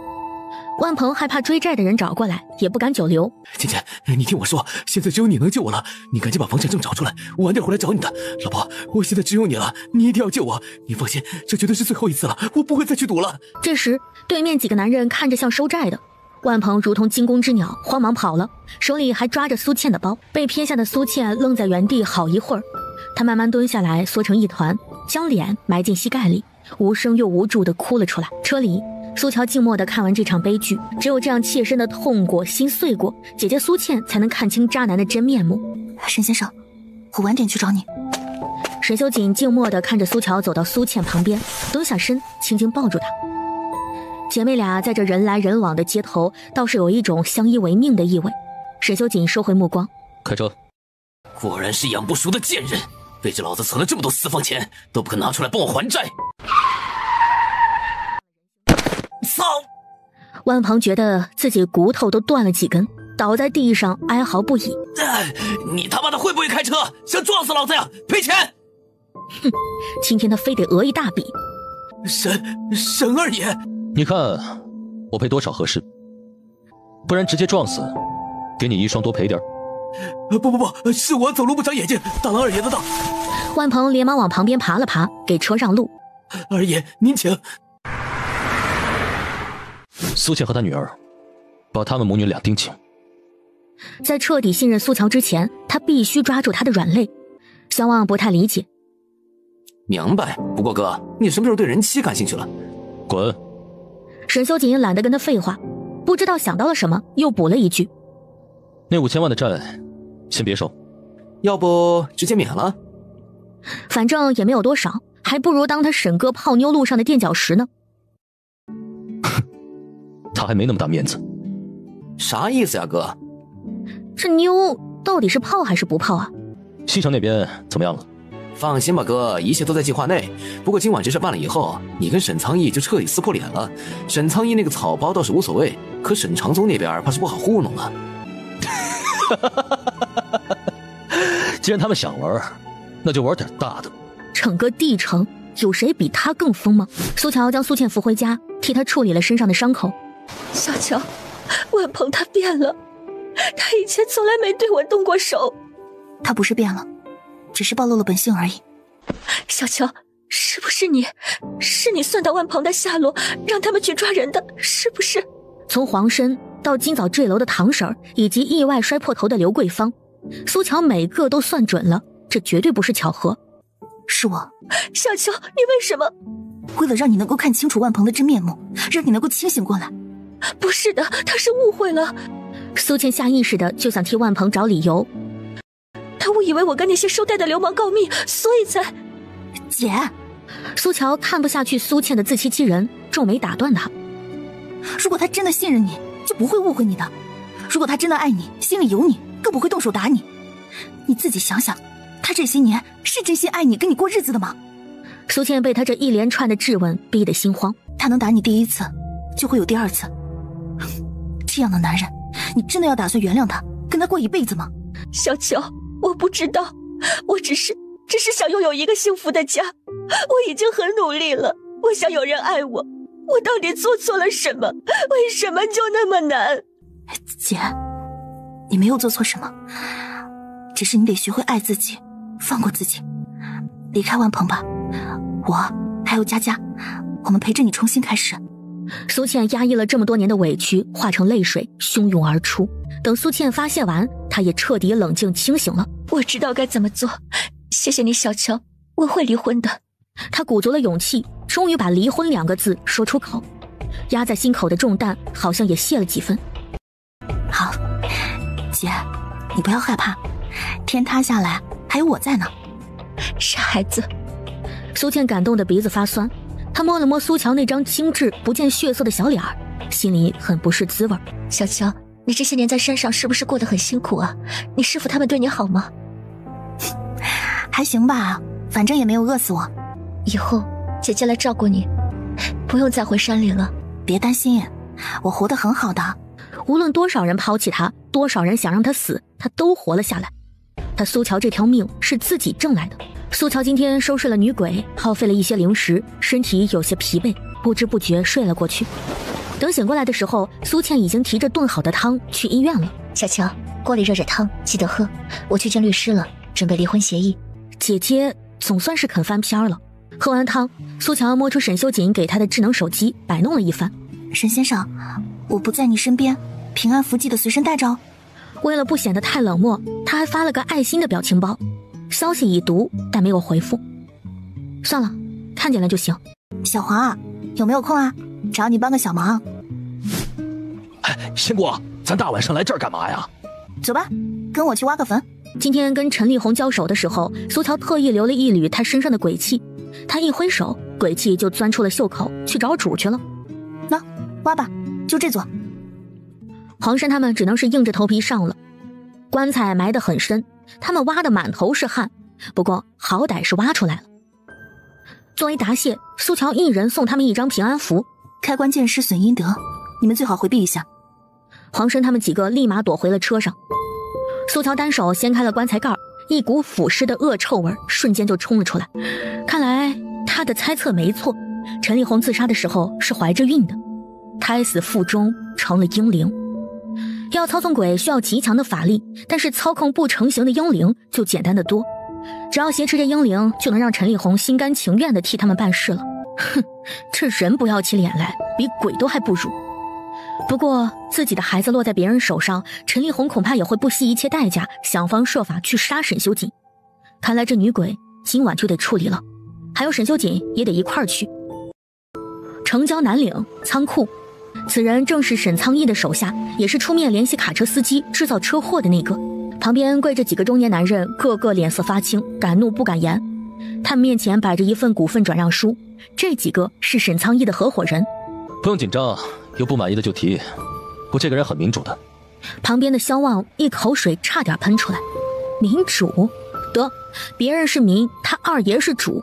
沈修锦，西城经济区是我们和沈苍逸沈总合作开发的，但今天你突然把我们抓过来，逼我们转让股份，这种土匪行径未免太令人不齿了。沈修锦，你别以为你在地城能只手遮天，我们也不是好惹的，你难道还能把我们都杀了不成？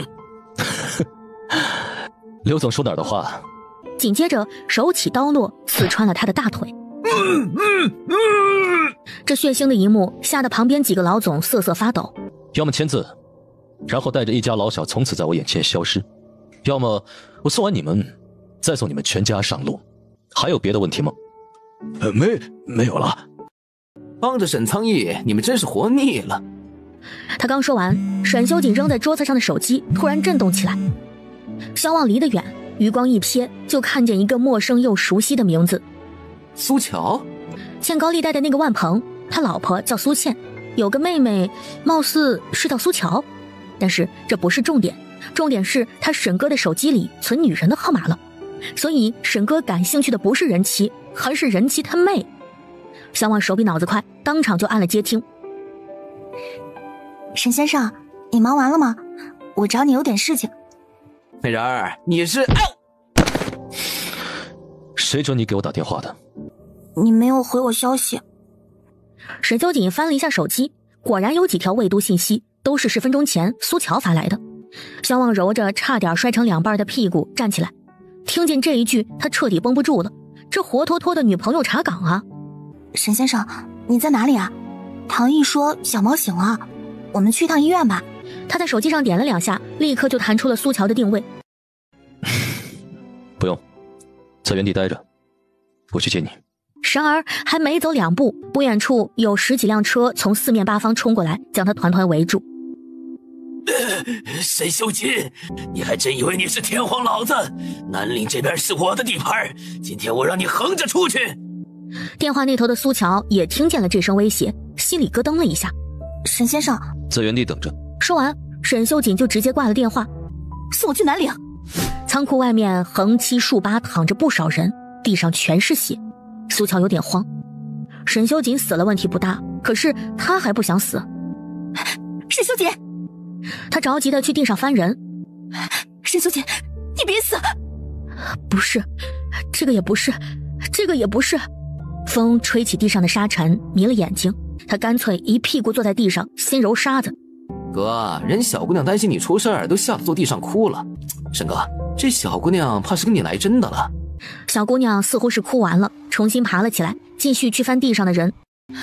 沈小姐，沈小姐，一声一声的，好像找不到她就不会放弃，真烦人，又蠢又烦。苏乔听见脚步声靠近，他下意识的回头，便看见沈修锦的身影。沈先生，苏乔愣神了半秒，快步朝沈修锦跑过去，一头撞进他怀里。他是真的害怕。我刚刚找不到你，我好害怕你死了，那我也活不成了。这些话他从第一次见面便开始张口就来。沈修锦的手按住他的肩膀，将人推开了一些。我没那么容易死，还有下次别让我看见你哭，不然埋了你。这个狗男人到底对埋了他有什么执念啊？他实在是听不下去了。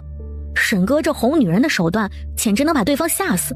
苏乔小姐是吧？初次见面，我是萧望，你叫我望哥哥就行了。小美人儿，你别担心，那些小瘪三儿哪能算计沈哥呀，早就被收拾了。苏乔看见萧望也是眼睛一亮。普通人看人看五官，可苏乔是职业病，他看人就喜欢观面相，看骨相。萧望天生就是贵骨大富之相，如此外显的贵气并不多见，但即便如此，滔天富贵并不张扬，反倒是被压了一头。萧先生，你有一个哥哥是不是？而且能处处压他一头。苏小姐，我有个哥哥的事人尽皆知。他哥萧思衍，萧家从小培养的是正统继承人，萧氏财团的首席执行官，每年开年财经周刊的封面人物。身弱忌财，财运交战。他最近这2天身体不适，不要轻易投资。萧望满脸问号，他沈哥这是找了个神棍。苏乔说完，突然觉得脖子后面凉飕飕的。你倒是操心的还挺多。这好端端的狗男人又生什么气呀？哎，你记得把我的话告诉你哥啊，这2天别投资伤财。我算一卦5000，要是算对了，让他别忘了给我打钱啊。说完，他急忙去追已经走远的沈修锦，留下萧望在风中凌乱。什么玩意儿就打钱？哎，沈先生，等等我。唐烨回头询问沈修锦的意思。沈修锦从后视镜里逆着苏乔的身影越追越近，眼看着就要到车窗外，他吐出一句：开车。唐烨也是满脸问号，这逗着玩呢？你大爷的，别活了，同归于尽吧。手机响起，苏乔狗腿的立马接听，声音要多乖有多乖。沈先生，过来。苏乔抬头就看见那辆车停在几十米开外。你他妈当逗狗呢？苏乔保持微笑。好的。他顺手将沈修锦的备注改成沈非人哉。车内，唐烨亲眼目睹了自家二爷这番有些幼稚的操作，也是一头雾水。他当然不敢直接问沈修锦，偷摸的给亲哥唐毅发了条消息：二爷身边那个苏小姐到底是什么人啊？那不是普通女人，是神婆仙姑，对她一定要放尊重心。她说什么你就听着。他就是出了趟差，他哥就开始搞迷信了。沈先生，我们先去医院处理那个小毛吧。沈修锦淡淡的嗯了一声，车子就直接往医院的方向开。苏乔搜了一下萧望亲哥的资料，自己这是亏大发了。萧思衍这种级别的有钱人，他一挂通常得10万起步的。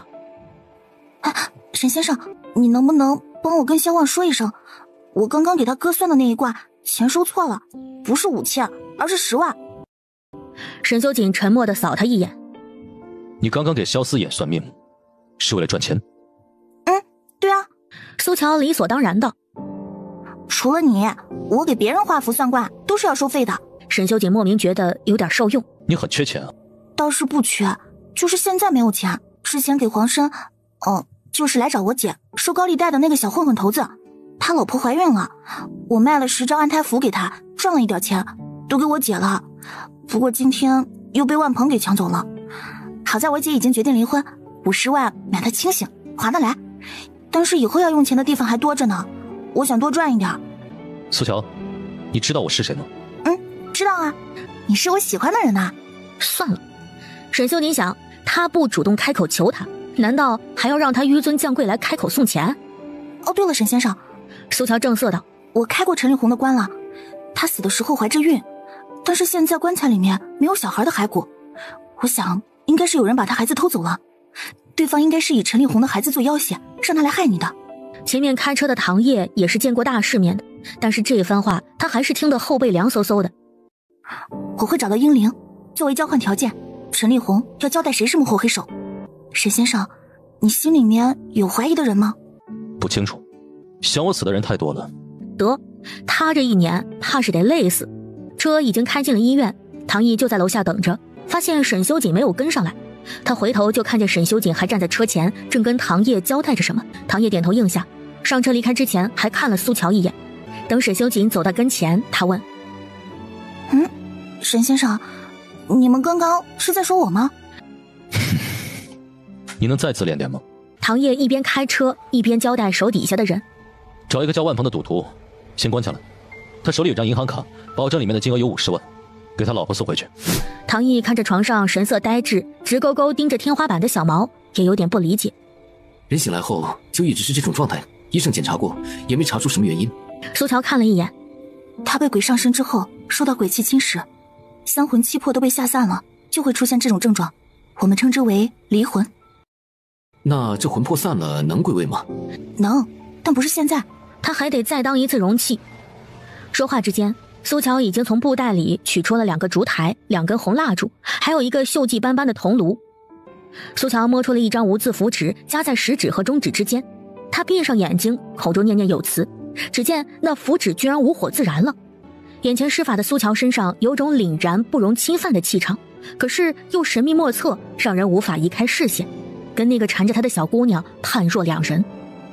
沈修锦深眸轻轻眯起，他忽然觉得眼前的这个苏乔才是真正的苏乔，而在他面前要死要活的那个恋爱脑更像是装出来的。苏乔自然不知道沈修锦的内心活动，他用符纸生火，点燃红烛，燃着的符纸抛到半空，灰烬落在小毛身上。只见他原本呆滞僵硬的身体突然向上抬起，然后又重重地跌了回去。苏乔手掐诀，嘴里飞快地念着咒语。床上的小毛猛然弹坐起来，眼冒红光，他死死盯着苏乔，有些畏惧。你到底是什么人？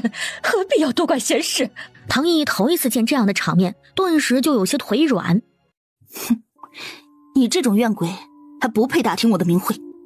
我给你2条路，第一，把你知道的都交代了，我就会帮你找回你的孩子，超度你们母子。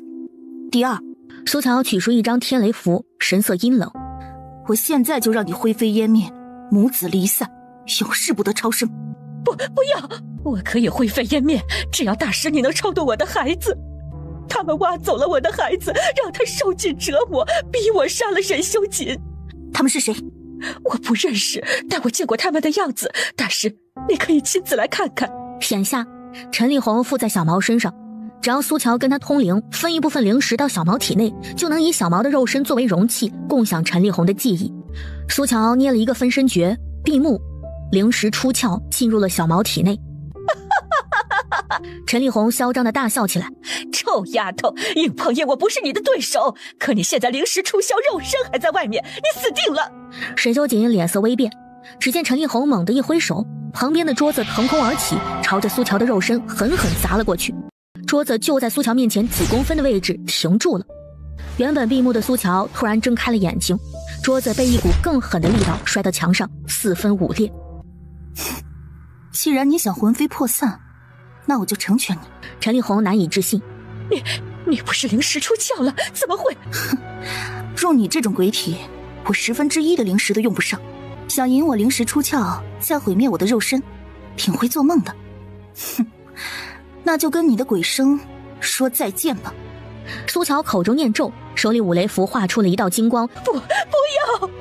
陈立红终于见识到苏乔的恐怖之处，他在床上疯狂挣扎，极力想要冲出小毛的肉体，可奈何被点在床头的镇魂灯牢牢锁住。就在此时，一团黑气从天花板的通风口钻了进来，直冲向病床上被陈立红附体的小毛，将他团团围住，竟然挡住了苏乔劈过去的五雷符。苏乔眼神凛冽，有人在跟他斗法。你们先出去。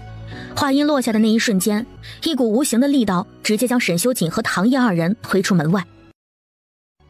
透过门上的玻璃窗，他盯着苏乔娇小淡薄的背影，几乎能感受到他散发出来的凛然杀气。沈修锦淡不可见地皱了一下眉。5分钟之后，苏乔拉开了病房门，他脸色白得吓人，周身戾气和寒意都没有消退。陈立红的鬼魂被救走了，不过差不多也废了。苏乔伸出手，给我纸笔。刚才他已经入侵陈立红的鬼域，透过陈立红的视角看见只是他除去沈修锦的那个女人。唐毅立刻拿来笔，苏乔也不讲究，盘腿就坐在地上开始画。10分钟之后，他停下笔，将画好的人像递到沈修锦面前。就是他。是二太太。他有几分意外。什么二太太？胡大伯沈长宗带回家的小老婆林小云。对外他只说跟沈长宗是一见如故，认他为义兄，可他进门的时候分明还带着一个8岁的小男孩，眉眼酷似沈长宗，谁都知道那就是沈长宗的私生子。真没想到这次引过来是二爷的，竟是看上去最无害的二太太。没什么好意外的。沈修锦别有深意地看了苏乔一眼。人是最会伪装的，往往看起来越单纯干净，皮囊底下心思就越多，得撕开来看看才行。不是啊，大哥你说话就说话，你瞥我干什么呀？今晚苏乔折腾了好一通，已经是累到不行，身体愈发的冷。他想离沈修锦近点儿，感受点温暖，可奈何这男人不知哪根筋不对，又看他不爽。沈修锦已经走了，只留下一个司机送他回思悠园。苏乔上了车之后哈欠连天，要睡不睡的时候就接到了姐姐打来的电话。小乔，你是怎么把钱从万鹏手里拿回来的？苏乔现在脑子都转不太动了，干脆摊牌。不是我。可是刚才有位唐先生找到家里，把我的银行卡送来了，里面还有50万呢。他放下卡只说了句以后不会再有人来骚扰你们母子就走了，我还以为是你的朋友呢。唐先生，那应该是沈修锦身边的唐烨了。苏乔有些感动，但不多。沈修锦也是在用这种方式提醒他，苏倩母女俩的小命现在捏在他手里。苏乔皱了皱眉，这男人比他想象中还难搞，软硬不吃。看来他在沈修锦那边得更加小心才行，否则他要是知道他现在这么黏着他，只是为了利用他保命，那依照沈修锦那变态的性格，肯定是要10倍100倍的报复回来。我想起了，那人是我朋友，我托他帮的忙。姐，你把卡收好了。姐，你离婚咨询的怎么样了？我今天在律所等了一下午，那位大律师都没空，我明天再去碰碰运气。不用，明天他会主动找你的。沈修锦自然不会只停在送卡这一步，苏倩还说了什么他已经听不清了。姐，我有点累了，就先挂了。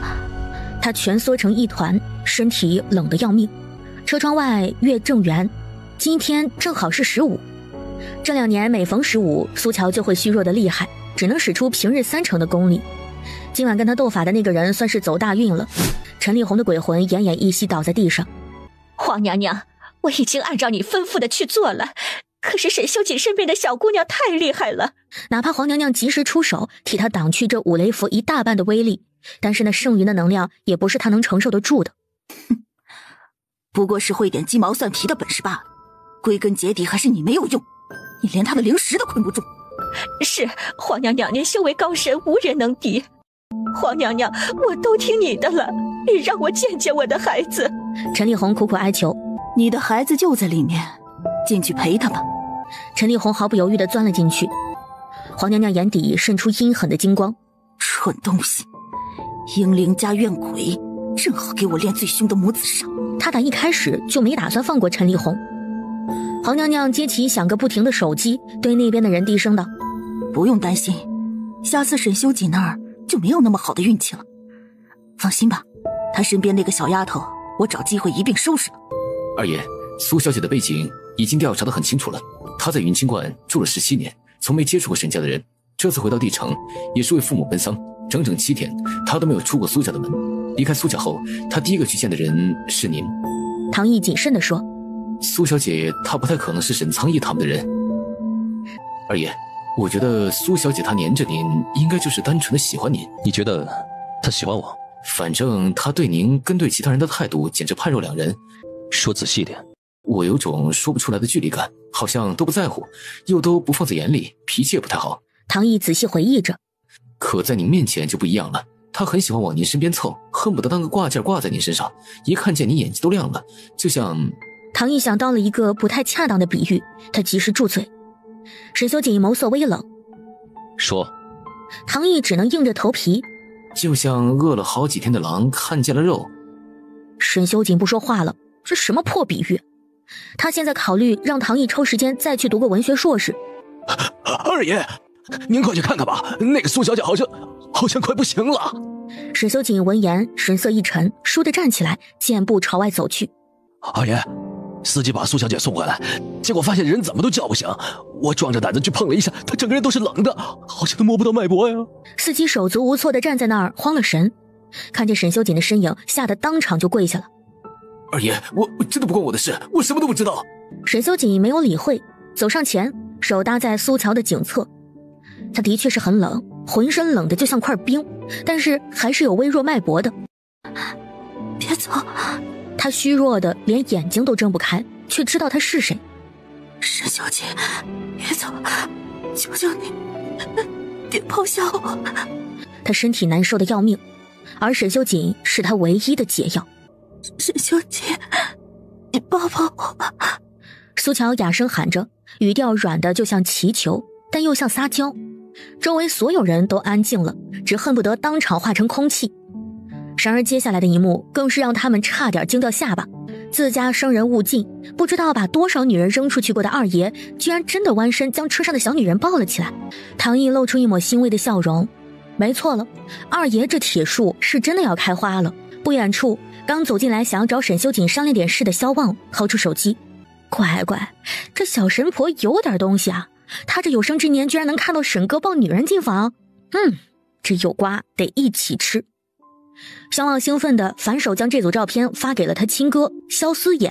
哥，沈哥都有女人了，带回家过夜了，小姑娘长得贼漂亮，跟小仙女儿似的。平时他的消息萧思衍一般都是不搭理的，但是这组照片甩出去，萧思衍隔了2分钟回复了。图 P 的不错。萧望此生最不能受的就是委屈，他当时缩进车里，一通跨洋电话就打了过去。哥，那小姑娘叫苏乔，沈哥真的把她带回思悠园了，我要骗你就讨不到老婆。这个是毒誓啊，但是他毫无兴趣。挂了。等一下哥。萧望听出了一点不对。你是不是感冒了？萧思衍看了眼面前助理递过来的感冒药，伸手接过，吞了以后他又喝了口水，这才开口。没有。萧望压根儿不信亲哥会骗他，当时就哼哼道：我就知道苏乔那丫头在忽悠我，她还给我算了一卦，跟我说你这2年在生病，不能盲目做决定，会伤财，我差点就信了她的邪。萧思衍扶了扶鼻梁上的金丝框眼镜，镜片后面那双漂亮又凌厉的眼眸轻轻眯起。他跟你说的？对，小姑娘长得那么好看，神神叨叨的，没想到沈哥好这口，哎呀。萧思衍懒得听他废话了，直接挂了。他的身体状况也属于财团的机密信息，除了身边的助理和私人医生，不会有第3个人知道。沈修锦身边的小姑娘倒是有点东西。萧思衍合上手里的文件，抬眸，若有所思地开口道：上午通过的投资方案暂时作废，全部重新估价。苏乔，你给我适可而止。刚才他把人抱进房间，准备放在床上就走，结果没想到这小姑娘看着瘦得跟纸片人似的，力气却大得惊人，居然直接将她带到了床上。沈修锦，苏乔经历了冷热交替的双重天，脑子混乱的就跟喝了假酒一样。你得抱我10分钟。沈修锦气急反笑：苏乔，你吃豆腐吃上瘾了，我凭什么？我今天晚上帮你做了很多事啊，我还救了老太太，这是我应得的报酬。不对，抱10分钟不够的。他只知道自己刚刚都快冻死了，而沈修锦就是他的暖炉。沈先生，你心跳好像加快了呀。行，那就玩点刺激的。沈修锦伸手从旁边抽屉里拿出手铐，将他一只手锁在了床头。你刚刚说你救了老太太，说清楚。苏乔能感觉到黏着沈修锦这么久，原本虚弱的身体已经恢复了小半的力气。他惬意地弯起眼睛，一点要反抗的意思都没有。我把陈丽红再次引出来，不单单是为了找出想要害你的幕后黑手，还想挖出那个利用婴灵操控女鬼的人，跟给老太太下凶煞的应该是同一个。因为这些恶毒的法术都是玄门禁术，会的人并不多，我顺便破了他给老太太中的凶煞。沈先生，老太太明天就应该能出院了，你开心吗？沈修锦不吃画饼这套，他向来追求眼见为实。等明天再说。沈先生，老太太明天要是好了，我能不能跟你要个奖励啊？抱沈修锦10分钟能恢复小半灵时，亲2分钟他就能彻底恢复了。这小姑娘一点都不知羞，巴巴往他耳边凑。我能不能亲你啊！靠一晚上，清醒一下。他冷冷扔下这一句，转身就走了。活了20多年，被一个小姑娘追着耍流氓，这要是说出去，都得觉得丢人。可更丢人的是，沈修锦闭了闭眼，能清晰地感受到体内窜起的那股燥意。他居然被一个小丫头给撩到了。苏小姐，见苏乔的手还被手铐锁着，他忙道：“我去找福伯拿钥匙。”不用那么麻烦。苏乔用另一只手抓住手铐中间，就这么一拽，只见不锈钢的手铐居然从中间断开了。然后苏乔轻轻松松地将留在手腕上的那截拆成2半，当着小女佣的面准确无误地丢进垃圾桶。这是人类能拥有的力量吗？苏乔也多看了小女佣2眼，是那种瞧着就很喜欢的面相，但如果仔细看，她却是父母攻煞亲缘薄，命生坎途，幼年应该吃过很多苦。苏乔出于职业习惯开口问：“你叫什么名字啊？多大了？”刚满20，苏小姐，你叫我阿满就好，是二爷给我取的名字，福伯让我来照顾你。苏小姐，你有什么需要跟我说就好了。苏乔倒是有些意外，沈修锦给你取的名字？那你父母？我没见过我父亲，听说他以前是沈家的司机，当年专门负责给二爷父亲开车的。阿蛮的眼底闪过一丝悲伤。21年前，我母亲刚怀上我，我父亲开车送二爷一家去赶飞机，却在路上出了意外。我父亲死了，二爷的父母也当场殒命。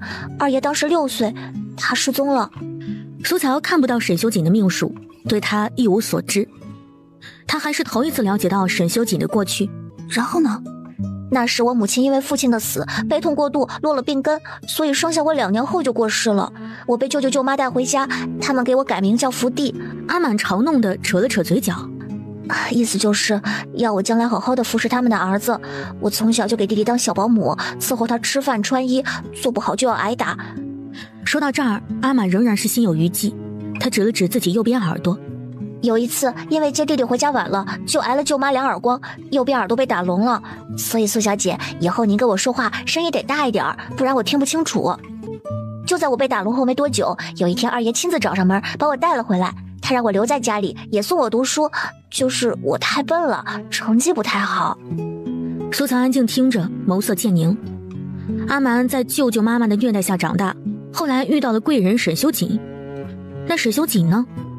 他在车祸现场失踪，是被谁带走的？这么多年又经历了什么？什么时候被人找到的？他的贵人又是谁？对于苏乔来说，沈修锦整个人都是未知的。没等他细想，困意先袭来。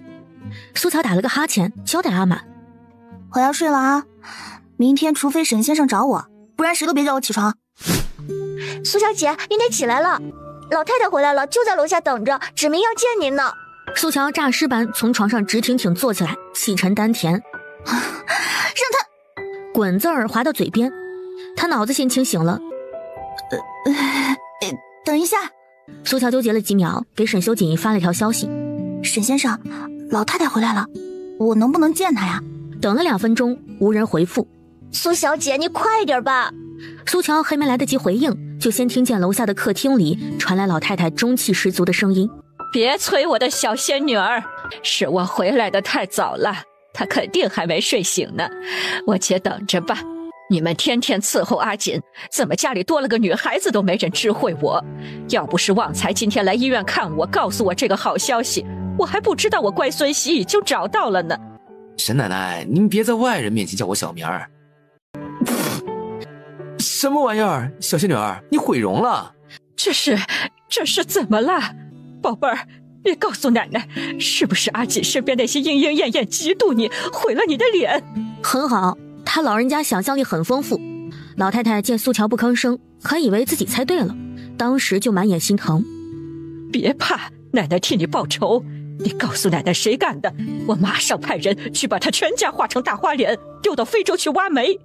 宝贝孙媳妇儿，你别担心，奶奶有的是钱，不管你脸变成什么样，奶奶都能找最好的医生给你修复了。就算修复不好，你在奶奶眼里也是最美的小仙女儿。苏乔能看得出来，这老太太是真的很喜欢她。她有点受宠若惊，更多的是不知所措的尴尬。没有人这么对待过她。来，让奶奶看看。奶奶，还是等沈先生来再……她拒绝的话还没有说完，突然被人拽着胳膊往后一拉，整个人就跌进一个熟悉温暖的怀抱。太舒服了，想抱着睡觉哎。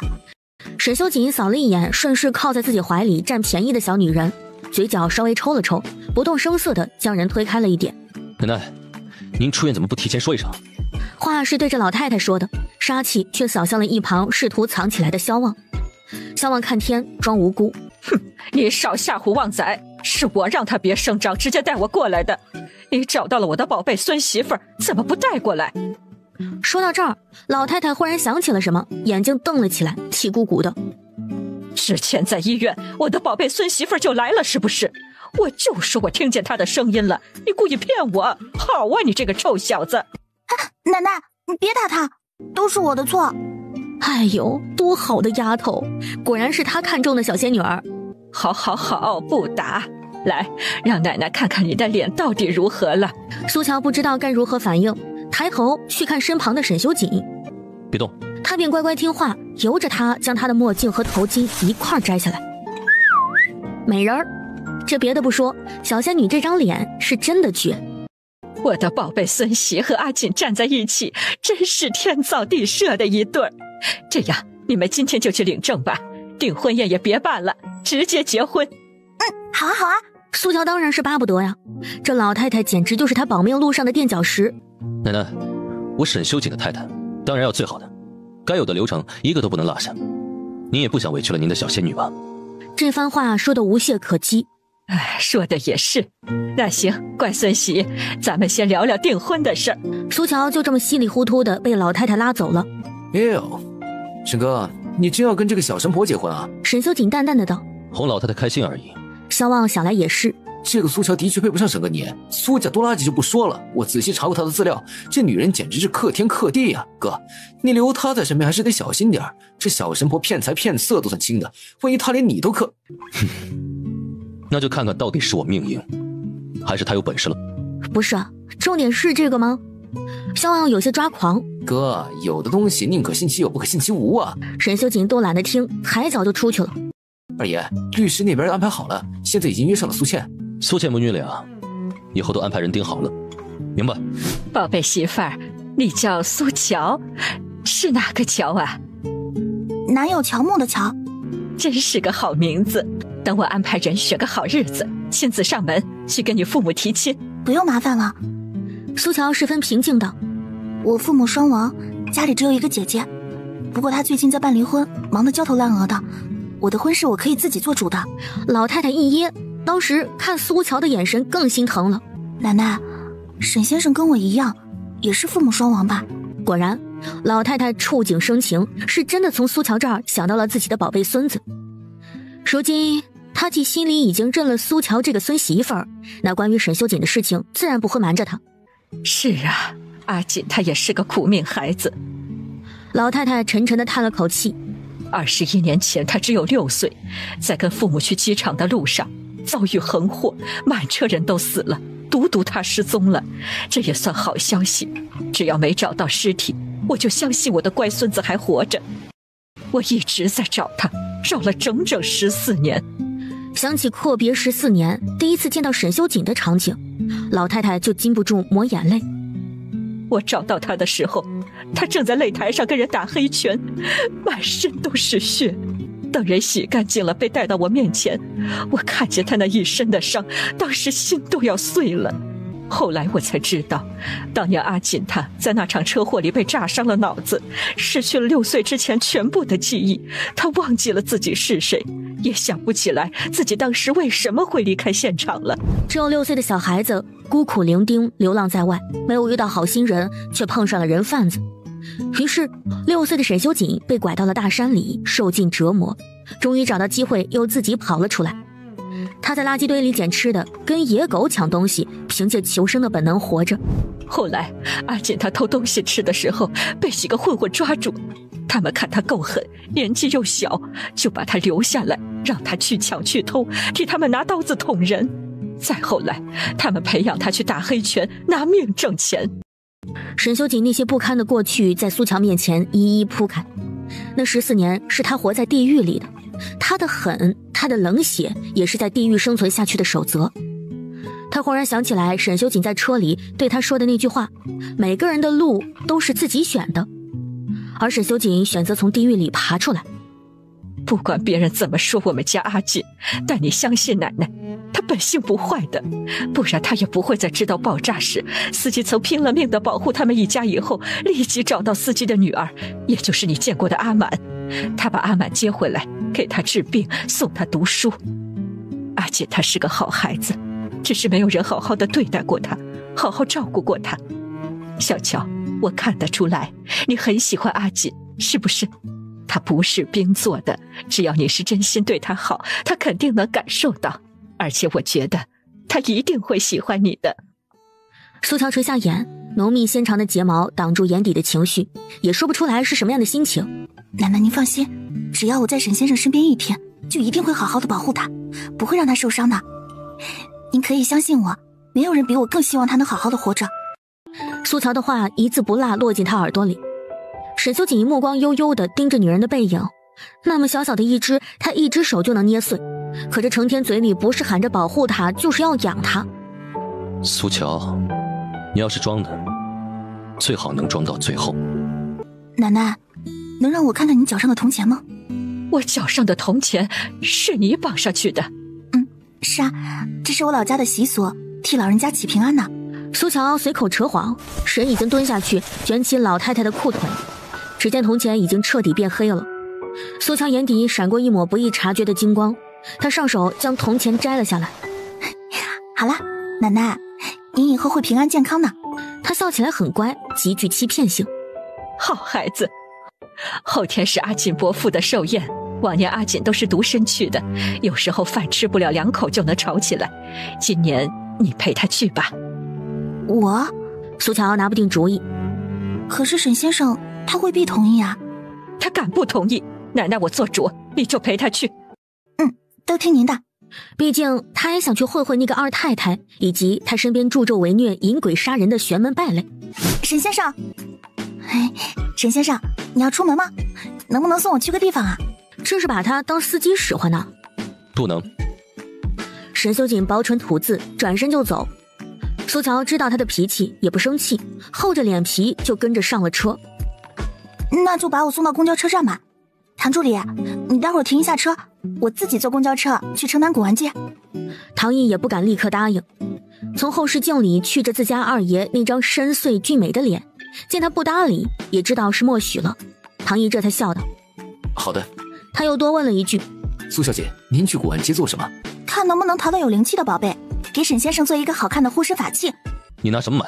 他可是穷的还要蹭他车的。别担心，我有办法赚钱的。沈先生，我很厉害的，你放心，有我在你身边，绝对不会让你吃亏的。沈修锦一只手已经摸到了皮夹，因为他这句话又塞了回去。苏强正在埋头翻着布袋里能用的东西，忽然预感到了什么，他面色一沉，正想开口提醒沈修锦：趴着。沈修锦，他发现每次他一紧张，就不假模假式的喊他沈先生，而是连名带姓的叫他沈修锦。在车里待着。苏乔自然是不肯的。是。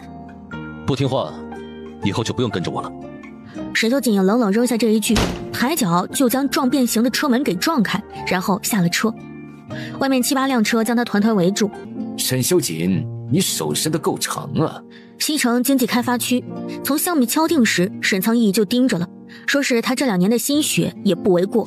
沈苍毅昨晚跟政府好几个高层在商务会所玩了一宿，突然经理敲门，说是有人给他送来了一份大礼。他上前打开盖子，当时脸色就变了，那里面装的却是被打断手脚、浑身是血，只剩下一口气吊着的留守员。是沈修锦。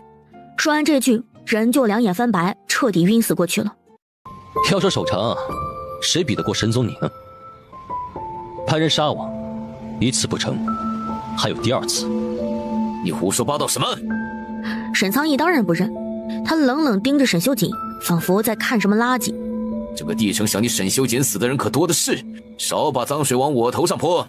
苏乔紧盯着沈苍毅，沈苍毅肩头萦绕着好几个阴灵，普通要是被这么多阴灵环绕，早就被吸干阳气，面黄肌瘦霉运缠身了。但是沈苍逸却是红光满面，贵气天成。沈修锦，识相的现在把西城的股份交出来，再跟我去刘总病房前磕头认错。看在你爹妈死得早没人教的份上，我可以不跟你计较。你再说一遍，我听听。沈苍逸只觉得眼前男人阴冷的目光化成了一只无形的手，扼住他的喉咙。你！沈苍逸刚张开嘴，剧痛先袭来。放开沈总！沈苍逸旁边的保镖齐刷刷的拔枪，沈修锦丝毫不怵，插进沈修锦肩头的钢笔拔出来，抵住他脖子上的血管。来，开枪啊！突然，几十个戴着黑色恶魔面具的人将沈苍逸的人团团围住。鬼影，鬼影在地城是最神秘的组织，形如鬼魅，从来不开口，也好像从来没有痛感。没想到这鬼影居然是沈修锦的人。沈修锦，你敢杀我，这个沈家都不会放过你，还有你想要的东西，这辈子都拿不到。再敢提我父母，下次我就送你下去见他们。冷冷的说完，他一甩手，将沈苍逸如同垃圾一般丢在旁边。抬眼的那一瞬间，透过车窗玻璃看见后座的苏乔，两个人四目相对。沈修锦眼里一丝温度都没有，冷得令人发怵。此时唐毅已经调人开了另一辆车，沈修锦迈步上车。苏乔收起东西从车上下来，快步跟了上去。怕了？沈修锦身上暴力未退，整个人被寒意笼罩。还喜欢我吗？这种场面对他来说不过是家常便饭，口口声声说爱他，倒贴上来的女人也不在少数。也曾经有一个特别执着的缠了他好几个月，但是他的运气不好，在他生日那天撞见最血腥的场景，也看见了他浑身染血的样子，当时人就直接被吓吐了，从此就避他如瘟神。就算能驱邪收鬼又如何？这世上人比鬼可怕的多啊！突然手背附上柔软细腻的触感，苏乔有些心疼。我不怕，我只是怕你会受伤。沈修锦神色微僵，他垂眼扫过去，就看到苏乔握着他的手，正对着他虎口处的伤口皱眉。好在这车上是有医药箱的，苏乔小心地替他清理伤口。这么点小伤，沈修锦都懒得管，他却轻轻往伤口上吹凉气，就跟哄小孩似的。不疼了。苏乔，刚才我用钢笔在我堂哥身上开了2个窟窿。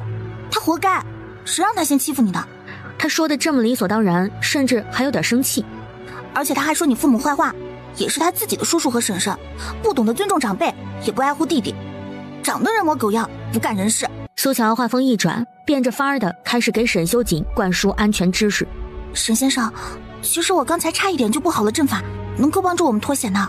我看见沈苍逸身上有好几条人命化成怨灵跟着他，只不过他有高人相助，加上祖上阴德显赫，那些阴灵都被镇压了。但是我可以替他开天眼，让他能短暂的看见那些阴灵，这样我们就能逃了。沈先生，你能不能答应我，以后不要这么冲动了？我怕他们真的开枪，我想帮你挡子弹都来不及。帮他挡子弹？这话听着既夸张又可笑。可眼前这小姑娘满眼都是浓浓的余悸，声线都在发颤，那股莫名其妙的烦躁感又来了。就凭那群废物也想动我？再说废话，我现在就丢你下车。苏乔只能把到嘴边的话咽下去。车又开了几分钟，沈修锦取出手机发了条信息：别把事闹大。简单的5个字留住了沈苍逸和他手底下那些人的2条胳膊。你刚刚说沈苍逸身上有好几条人命，能查清楚他们的身份吗？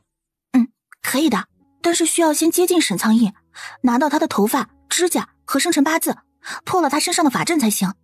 在经过公交站口的时候，车没有停，一路开到了古玩街。沈先生，那我先走啦。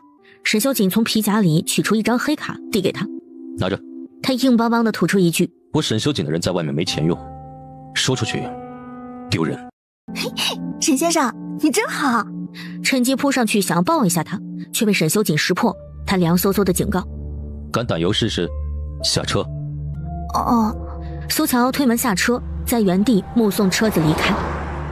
沈修锦从后视镜里看了一眼站在原地挥手的小姑娘，嘴角不易察觉地翘了翘。二爷，您是不是也觉得苏小姐还挺可爱的？你很了解我。没有，我瞎说的。小姑娘还想买点什么？快来我这儿看看，都是好货。哎，小美女，来我这儿看看，给你便宜价啊！老板，这块石头怎么卖啊？哎，小姑娘，我这块石头是河边捡的，不算古玩，你还是瞧瞧别的吧。这人倒是老实本分，但是也缺慧眼，不知道自己捡了一块黄玉灵石，他打算用这块玉石给沈修锦做个护身法器。我就看中这块石头了，你捡的那也是你的，开个价吧。张坨子，你好不容易开摊儿，一把年纪了，可别看人姑娘长得好看，连钱都不赚了。哎，姑娘，你瞧好了，这石头真不值钱，你要是想买个好玩，哎，不如买另外一件，石头我就送给你。苏乔扫了一圈摊位上的那玩意儿，实在是没有一件能入眼的。最终，苏乔端详着张坨子的那张脸，只见他双眉锁印，眼下发青，天苍黑气萦绕，是霉运缠身的面相。你这几天是不是特别倒霉啊？哎，小姑娘，你怎么知道呀？先是忘带伞出门，就遇上下雨，赶公交车追不上趟。等好不容易等到车，下车的时候又发现自己的手机丢了。光破财这也就算了，他更是遭到了无妄之灾。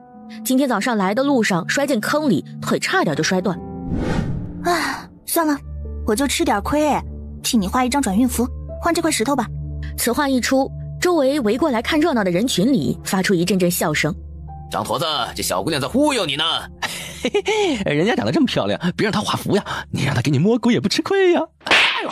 正调笑的人突然脸上一痛，就好像被空气抽了一耳光。苏乔袖子底下掐诀施法的手放松下来，他提笔蘸墨，落在黄符纸上，画出了一串行云流水、大气复杂的符文。他身上有一股沉寂出尘的气质。围观的群众渐渐安静下来，有懂行的看得目瞪口呆，倒吸了几口凉气。上品转运符，这是上品转运符啊！没想到帝城还有如此年轻就这么厉害的画符师。哎呦，这小姑娘真人不露相呀！要是单卖这一张转运符，怎么着也要个3-5万吧？3、5万？你做梦呢！至少得再加个0。见苏乔把符纸递过来，张坨子诚惶诚恐。哎呀，谢谢姑娘啊！苏乔略微一点头，收起石头，转过身。苏乔一路上边走边逛，又收了几件能用的法器，当然都是刷沈修锦的卡。毕竟他为沈修锦驱邪捉鬼，劳心劳力的，这收点钱也是应该的。等逛的差不多了，苏乔走进路边的一家茶楼，他径自去了2楼走廊尽头背光的包间。出来吧，再跟下去，你就要被太阳晒成灰了。女鬼怯生生地望着苏乔，你真的能看见我？我不只能够看见你，还能灭了你呢。这小鬼从离开他张坨子摊前之后，就一直跟着他。那么大的太阳，也亏得他生前是淹死的，命格又偏阴，才能扛这么久。大师饶了我，我从来没有害人。大师，我不记得我生前是谁，又为什么死了，一直在人间飘着，无处可去。刚刚看见大师你能徒手画符，觉得厉害，就想求你帮帮忙。大师你别灭了我，我现在就消失。哎呀，不灭了你了，快别哭了。人有善恶，鬼亦如此。苏乔开启天眼，却发现这小鬼不仅被人抹掉了记忆，就连生前八字也被刻意消去了。丢了生辰八字，就彻底沦为无主的游魂，投胎也只能投畜生道。大师，怎么了？苏乔便将他生辰八字被人消除的事情都跟他说了。大师，求你帮帮我，我不想当畜生，我也不想再这样飘着了。苏乔察觉到他眉心有一线金光，隐没在鬼气之中。这小小年纪居然已经积了一线功德了。我可以帮你寻回八字超度你，但是必须得先弄清楚你生前是谁，因何而死。谢谢大师。我做这些也不白做，你身体里面有一线功德，是你生前行善积德留下的，你愿不愿意把它给我当做报酬啊？后果就是你下辈子投胎转世只能当个普通人了。这个功德金光对于苏乔而言，是除沈修锦之外补充灵石修养肉身的绝佳好物。我愿意。苏乔便将女鬼那一线功德取出，注入自己体内。瞬间他便感受到了一股热息，身体舒服了不少。随后便咬破食指，往女鬼眉心上点了一下，口中念咒，一人一鬼的眉心同时浮现了一个散发青光的莲花图案，转瞬即逝。好了，他跟女鬼结下了修罗契，契约已成，违约者将受天谴，遭100倍反噬。苏乔从包里取出一根红绳，套在手腕上。在我查清楚你的身份之前，你就待在绳子里，以后呢，我就叫你小红了。好的，大师。小红化成了一缕白烟，乖乖钻进绳子里。苏乔坐下来继续吃点心。小乔，苏倩的语气激动。你算得太准了。昨天我没见到的那个大律师，今天真的主动联系我了。我现在就去律所见他，你有空吗？我想你陪我。好，把地址发给我。混账东西，连你堂哥都敢下手，下一步是不是就要对付我？沈董言重了，我要有那本事，您这位置早就换人了。放肆！沈苍逸被他那大逆不道的话气得不轻，抄起手边名贵冷硬的砚台就砸了过去，一丝热流就从沈修锦眉骨慢慢淌下来。哪怕这一个字都没说，但是那阴冷的眼神依然让沈苍逸面色一沉。既然西城经济开发区现在是你的了，就由你接手吧。舆论方面我会安排的，这项目也算是沈家的脸面，会安排人去协助你。还是沈董更高，自己儿子的东西不好意思厚着脸皮抢，就拿我当刀使。你胡说八道什么？你跟你母亲倒真是像得很。然后他如愿以偿看到了沈修锦变脸色。明天政府的招标会，我希望只有沈氏集团的人出席。沈修锦手底下掌控着鬼影，这是沈苍逸知道的，他也默许，并且在暗中资助过。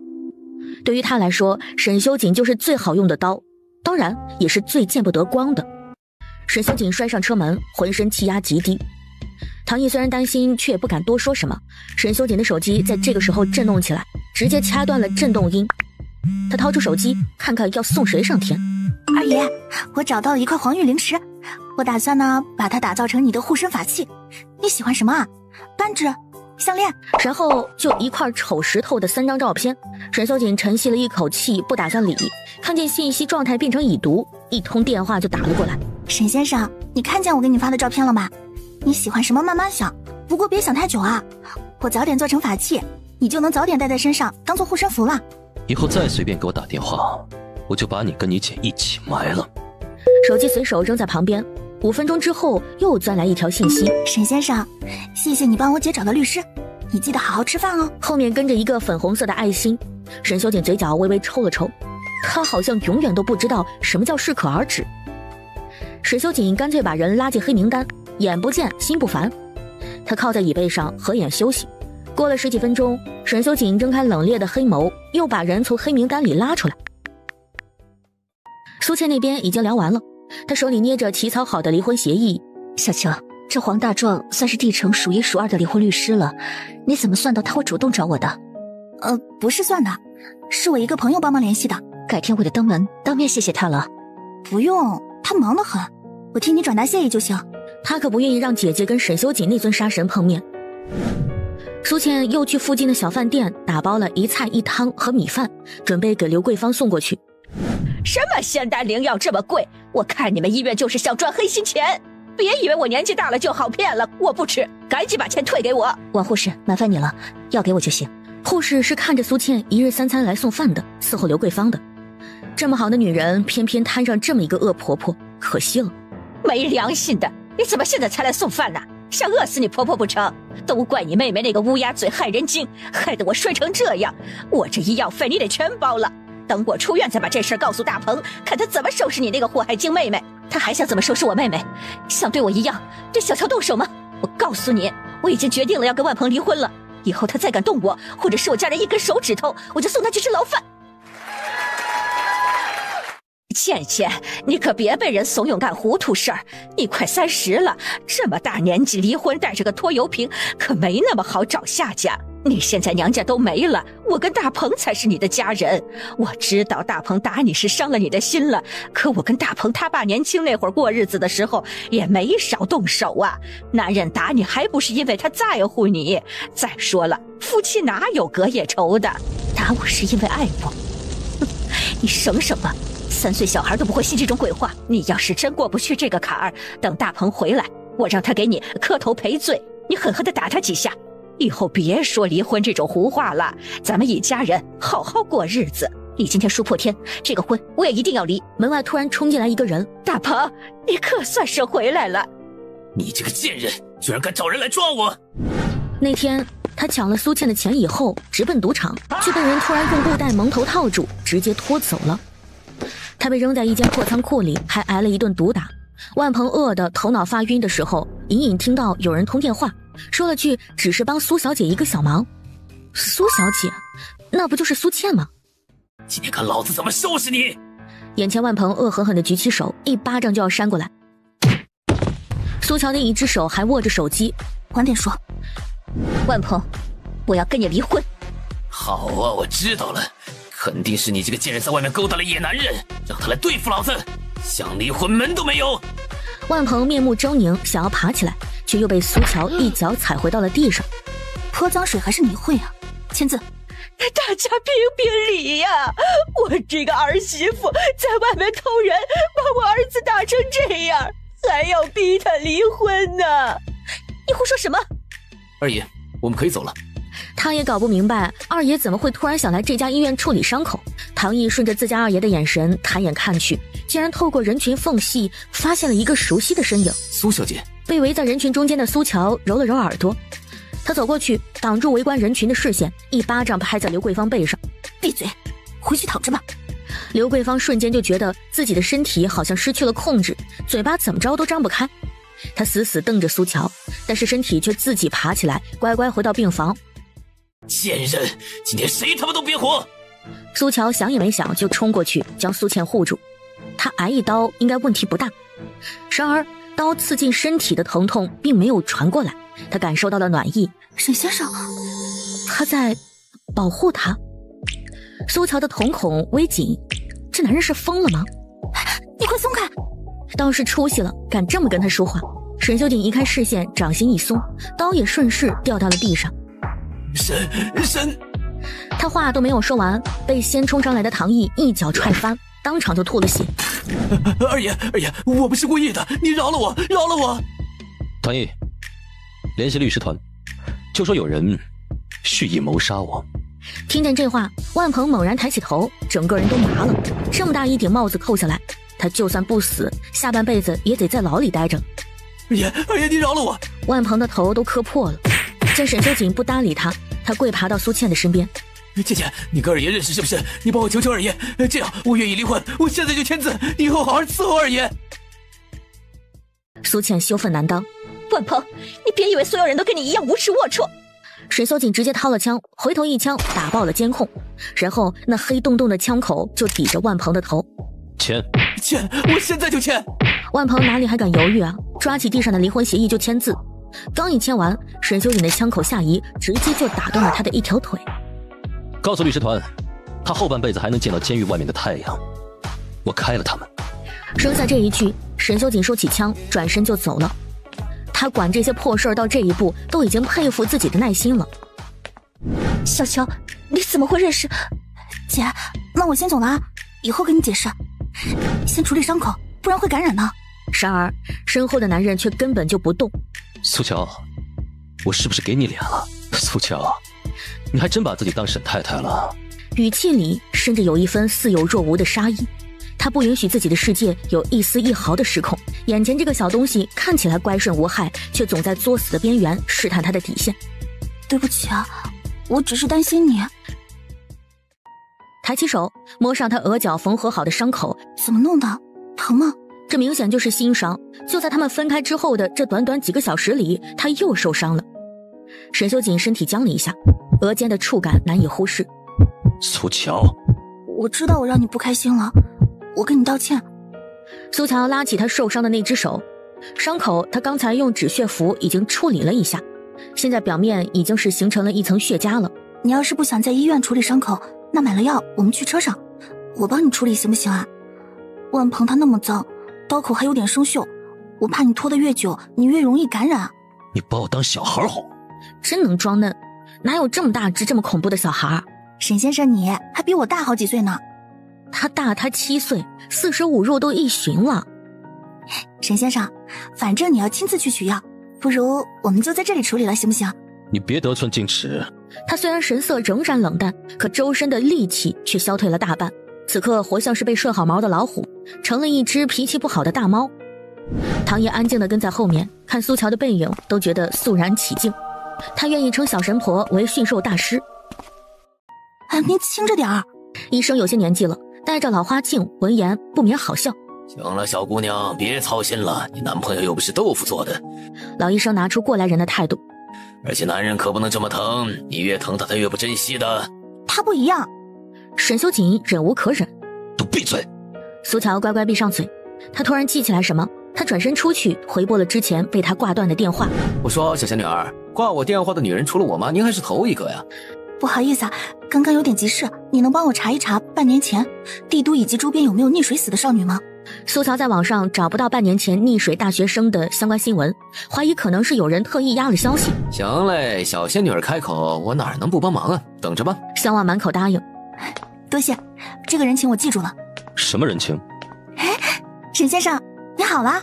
显然是在跟他转移话题。沈修锦也懒得多问，迈步便走。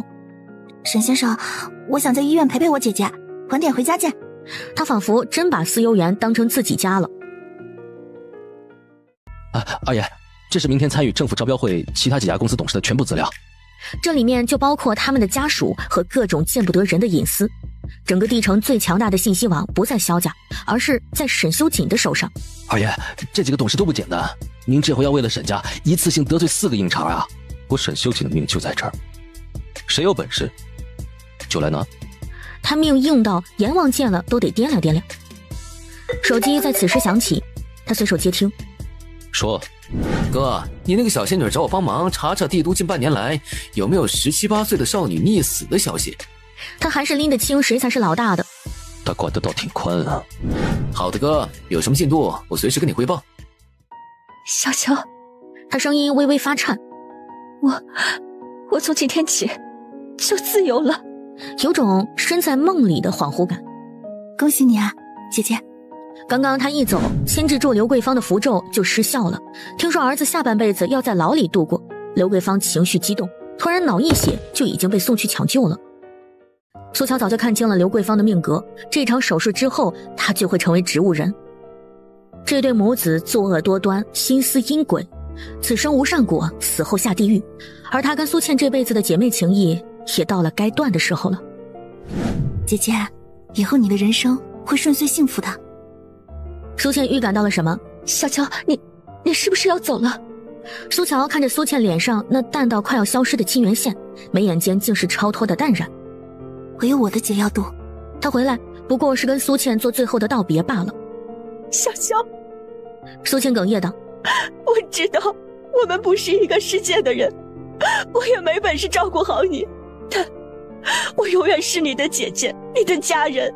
什么时候你累了想回家了，我都在这里。明明被拥抱着，可这具身体却感受不到一丁点温暖。他究竟是什么东西啊？又能活多久？连他自己都不知道。好，苏家的事情算是彻底的尘埃落定了。苏乔也放下了一桩心事。拉上窗帘之后，苏乔将小红召唤了出来，顺手给她点了3炷香，让她吃饱。大师，你对我真好，我当了鬼以后，你是对我最好的人了。应该的。苏乔笑眯眯的掏出从古玩街淘来的那块玉石，以及从五金店买回的工具，放在小红面前。吃饱就帮我把这块石头里的黄玉给磨出来。果然没有吃白食的。苏乔给小红贴了一道符，让她暂时能触碰实体。苏乔在网上搜索了一番，还真是找到了一个热闹的玄学论坛。苏乔耐着性子一页一页翻过去，最终发现了一个冷门的帖子，标题是跪求赐教如何利用玄术逆天改命。其中有一条评论引起苏乔的注意。傻逼，命数天定是改不了的，只能拿命，拿别人的命格跟自己交换。为了万无一失，得抹掉那个人生前死后的所有痕迹。说了你也听不懂，像你们这些穷鬼这辈子都别想改命，赶紧洗洗睡吧，梦里啥都有。对方的头像是个嚣张的中指， ID 叫给朕跪下，留言时间正好是半年前。苏乔眸光微冷，他抬头看了一眼对面正在全神贯注磨石头的小红。人有3魂7魄，7魄归3魂管理，人死后7魄归于天地间，而3魂又分为天魂、地魂、人魂。天魂会回到亲人身边，接受着亲人的祭祀；地魂会守在逝者的坟墓旁，而人魂就是人们常说的鬼魂。通常他会被阴差勾走，去阴曹地府接受判官的审判。通常这3魂之间是互相感应的，所以见到鬼魂，苏乔就能感受到对方死在何处，家里有什么人。但是小红的天魂和地魂，苏乔根本就感受不到。对方不仅霸占了小红的命数，他还用歪门邪道抹掉了他生前存在过的痕迹，让小红身边的家人都忘了他的存在，也没有办法祭祀，也就留不住他的生魂了。简直就是阴毒至极。点开那个给朕跪下的主页，因为他的留言过于嚣张，时不时会冒出人来对他，这个人就会立刻跳出来骂回去。苏乔也留了言，在网上吹牛谁不会啊？夺别人的命数是要遭天谴的，哪个玄术师敢这么干？苏乔合上电脑，又去给小红点了一炷香，让她在旁边吃，而自己则开始往玉石上刻符箓。等结束的时候，外面月色极深，他拉开门就看见阿满按吩咐放在门外的晚餐已经冷透了。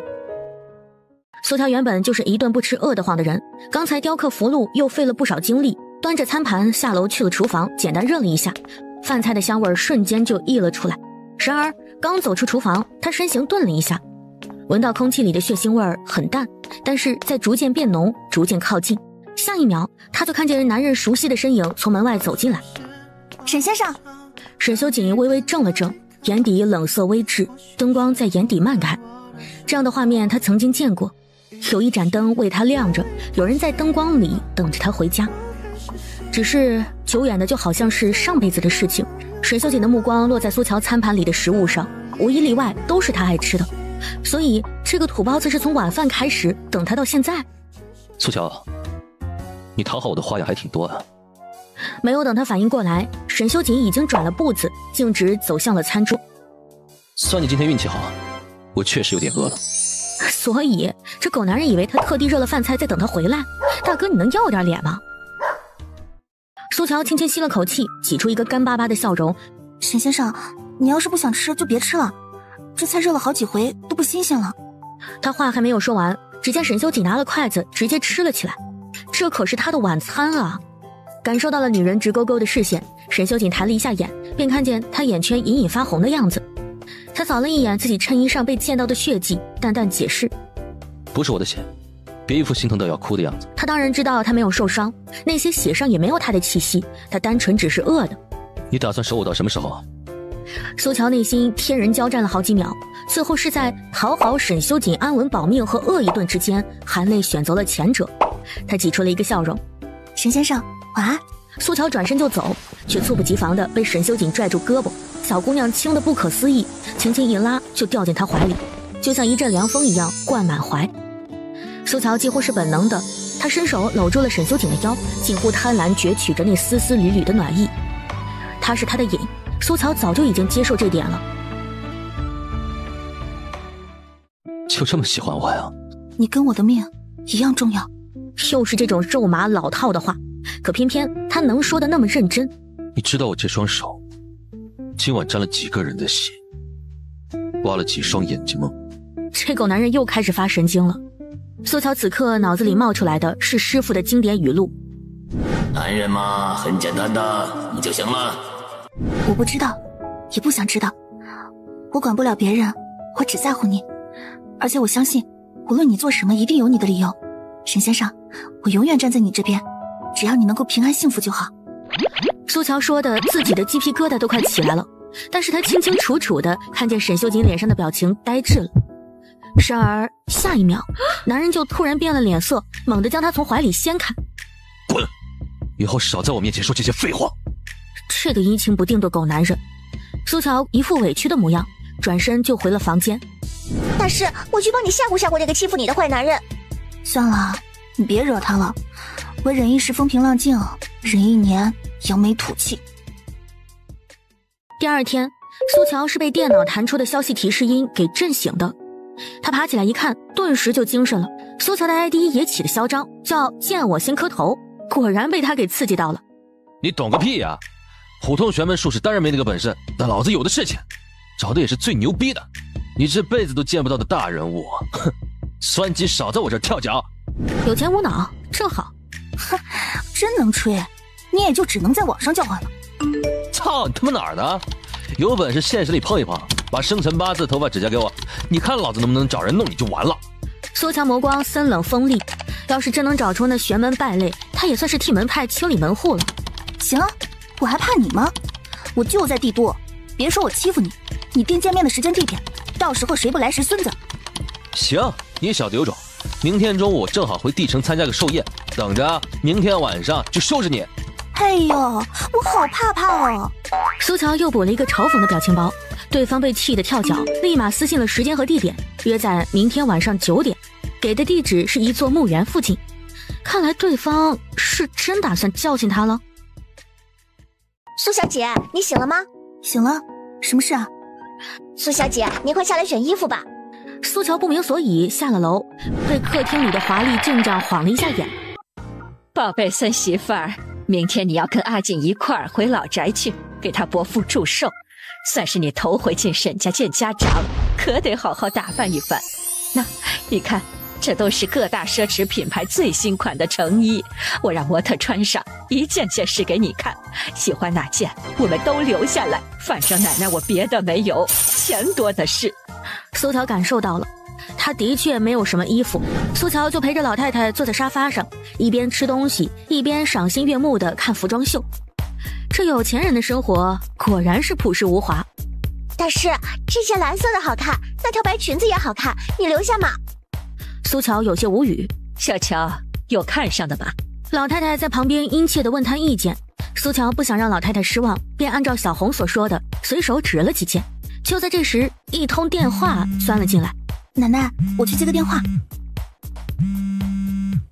查到了吗？他低声问，同时抬眼看向客厅。小红的鬼魂就穿梭在那些漂亮的衣服之间，那张惨白的鬼脸上露出单纯又欣喜的笑容。还没查到啊，不过我倒是碰到了一件怪事儿，不知道跟你要找的那个溺死的小姑娘有没有联系？你说。声望本来不信鬼神这一套，也只把苏乔当成神棍。但今天他哥萧思衍回来了，他无意中听见了萧思衍和助理的对话，这怕是碰到真的大师了。家里佣人昨天打扫的时候，不小心把我以前玩摄影的相册打翻了，他整理的时候发现有张照片很诡异。此刻那张诡异的照片就在萧望的手里。萧望咽了一下口水，他看着照片上那5个身穿校服的人影，只觉得瘆得慌。小仙女儿，有5个学生没有脸了。地城有个地兰中学，是最顶级的贵族学校，能上地兰高中的基本上都是各种2代。萧望和他哥萧思衍都是在那儿毕业的。3年前，地兰高中董事会考虑到社会的综合评价，决定设立一个助学项目，专门挑选成绩优异但是家庭普通的学生，让他们免费进入到地兰高中就读。萧思衍作为荣誉校友，在3年前的新生开学典礼上被邀请去做演讲。萧望那个时候迷上了摄影，他就在台下拍了好几张，还将其中一张最满意的洗出来留下了。可现在那照片上5个学生的脸都扭曲成一团，格外诡异。原来不是1个，是5个。我找专门的摄影师问过了，也看不出是什么毛病。最离谱的是，学校里居然没有这5个人的档案信息，就连校方的人和他们同届的学生都说不记得这5个人了。萧望越说越觉得后背发凉。他妈的，要不是还有这张照片当证据，我都要以为我出毛病了。如果你没有发现这张照片，再过2天，这张合照上他们5个人也会消失，你会像其他人一样忘记他们。萧望整个人都不好了。小仙女儿，这到底什么情况？这5个人被别人换了命，对他们下手的人还想将他们生前的所有信息都抹去，甚至死后都不打算让他们投胎转世。啥？5个被他彻底遗忘的人又怎么能算神呢？对方不只用这种手段逃脱法律制裁，还用那种阴毒的邪术，让他们5个死后成为孤魂野鬼，无法去阎罗殿里申冤。生前死后生生世世，这5个被换掉命的普通人都注定报不了仇。苏乔心头窜起了一股怒火。小望，你帮我整理一下地兰中学3年前那届学生们的资料。说到这儿，他忽然意识到自己遗漏的信息。奶奶，明天参加沈长宗寿宴的宾客有哪些人呢？他记得那个叫给朕跪下的蠢货说过，他明天正好回地城参加一个寿宴。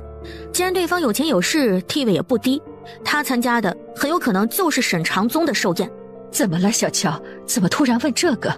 宾客除了家里的亲戚，自然就是他生意上有来往的那些人了。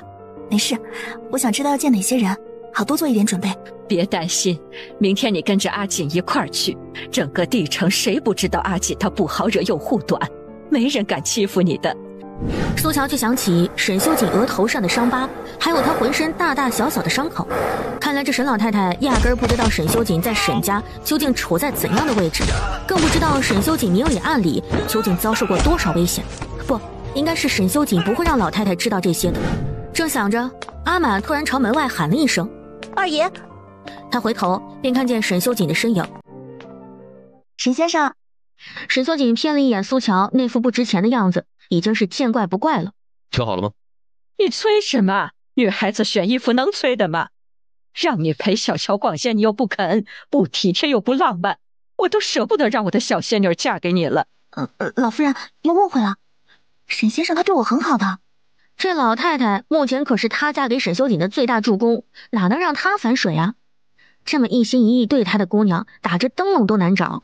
阿锦，今晚你陪我回老宅一趟，跟你伯父他们一块吃个饭，顺便把你和小乔的事跟你伯父说一下。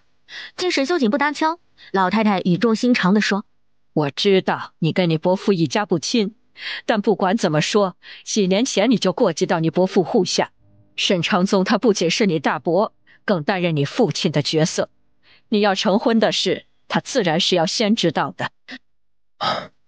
奶奶，之前为你预约的威廉医生，正好明天有空，我给你安排了下午的飞机去帝国。至于老宅那边，晚上我会单独去一趟。怎么偏偏就在明天？那得您亲自去问威廉医生了。苏乔在旁边当背景板，但是他心如明镜。沈修锦自然是故意在这个时候支拍老太太的。小乔，奶奶恐怕要有一阵子见不着你了。别担心，奶奶您这一次去一定能够治好病的，你会长命百岁的。苏乔不是在说好听的话，而是从老太太的面相看出来的。我这把年纪了，能活多久都无所谓了。我是放心不下阿锦，我是老了又不是傻了，这臭小子是故意要把我支开。哎呀，罢了，我留着也只会碍他的事，不如走了倒好。小乔，你帮奶奶看着他，别让他做太出格的事儿。奶奶知道你一定能管住他。这老太太未免太看得起他了，她能在沈修锦身边苟1年就心满意足了，还想管他？但是见老太太满眼殷切的模样，苏乔就只能是宽慰了。奶奶您放心，无论如何我都会在沈先生身边，保证他的安全。好孩子，谢谢你。目送老太太的车离开，沈修锦也打算走人。沈先生，等一下，这个我刻了好长时间呢，你要贴身带着，能保平安呢。沈修锦余光瞥见苏乔指尖磨破的痕迹，他顿了片刻，伸手接了过来。他看着苏乔那副欲言又止的样子，还有事？沈先生，你能不能给我一份明天参加寿宴的宾客名单呢？我想找个人。他收到了沈修锦发来的文件，同时襄望那边也按照苏乔的要求发来了地兰高中3年前那届学生的全部资料。苏乔用零食打开天眼，目光如炬地扫过去。找到了。今天是我们黄大少20岁生日，来，丢几个美女下去，给大少助助兴。作为主角的黄尊彦就坐在岸边的椅子上，正好一个服务员过来给他送酒。黄尊彦突然一把将人搂了起来，不顾服务员抗拒的尖叫挣扎，直接将他狠狠地丢进泳池里。这兄弟有地吧？就是长得丑了点儿。滚！让你们主管换个漂亮的来。女服务员屈辱地咬紧下唇，转身就走了。黄大少，你今天不回家，你家老爷子没意见吗？开什么玩笑！我们黄大少半年前靠近满分的成绩被世界排名前3的名校录取，黄家老爷子乐得嘴都合不拢，当时就送了他公司5%的股份当奖励。黄老爷子都放话了，只要黄大少能够保持全 A 的成绩到毕业，就能直接进公司。黄尊彦原本兴奋嚣张的面孔却阴沉了几分，他一脚把说话的人踹进泳池里。谁他妈准你瞎逼逼老子的私事啊？整个泳池都安静了下来，所有人面面相觑，不知道怎么就踩到了这位纨绔大少的雷点。黄尊彦甩脸子直接走了，等人走远，泳池里的男人才爬起来。什么东西？那天把老子惹毛了，那点破事老子全给你们捅出来。他突然后背一凉，有只冰凉的手搭在了他的肩上。男人浑身一个机灵，身体却像是被什么控制住了一样，动弹不得。徐晨光，看来你还记得那5个人。你是谁？你怎么知道我以前的名字？那件事情以后，他就已经被高人指点改名了。还有那5个人，高人说过，不出3个月就不会再有他们5个之外的人记得了。默念了一个口诀，入侵了徐晨光的大脑。小红的原名李穗穗，正是3年前地兰中学助学计划里被选中的5个寒门学生之一。当年定梁中学的助学计划本身就是一场博得社会好感的作秀，那5个家境贫寒、毫无背景的学生被那些富家子弟当看猴似的戏耍捉弄，而黄尊彦就是那个团体的头头，徐晨光则是他们身边最殷勤的狗腿子。黄尊彦平时欺负人也不敢真把事情做绝，可是李穗穗他们5个人就不一样了，他们成了那群不学无术的富家子的仆人。亲眼看着这5个10几岁的孩子无故被一群同龄人霸凌侮辱，苏乔几乎出离愤怒，他捏紧了拳头。一开始的时候，他们也想着反抗，跟老师反映和求助，甚至偷偷的报过警，但是没有人管。他们也许是不想管，也许是不能管，害怕父母担心，也知道父母斗不过那些人。5个懂事的孩子选择闭口不说，默默承受着这一切。只要他们能考上一个好大学，就能逃离这个地狱。于是5个还没有成年的孩子互相鼓励支持着，奔向高考的终点。5个人拼命学习着，都稳定在年级前10。可天真的5个人并不知道，他们心心念念期望着能改变命运的高考，也会是他们生命的终点。一个深夜，他们5个人拿着手电筒躲在学校凉亭里发奋读书。这群乡巴佬天天就知道死读书，以后出来呀，还不是只能给我们打工当狗。我呀，要是能拿个年级第1，马上给我买私人飞机。妈的，李穗穗那脑子给我多好呀！这句话却说到了黄尊彦的心坎里。他的父亲黄杰荣虽然有钱有势，但是从小出来混社会，没有学历，是他心里的刺。而黄尊彦不知道也是遗传了他，压根儿就不是什么读书的料。你要不是我儿子，我现在就打死你！烂泥扶不上墙的东西！黄尊彦心里憋着一股火，那就把他们5个的成绩抢过来。这些像蝼蚁一样的人，不如去死好了。死前能给他带来点好处，也算是他们唯一的价值了。临近高考的那2个月，以黄尊彦为首的小团体忽然不再欺压他们5个了，还会经常给他们送各种昂贵的补品。他甚至还天真的以为这些富二代真的转性变好了。很快就到了高考，他们5个人都发挥得很好。5个人先一个接着一个丧了命，5个拼了命想要往上爬的少年还来不及绽放，就永远停在了高3毕业那年的夏天。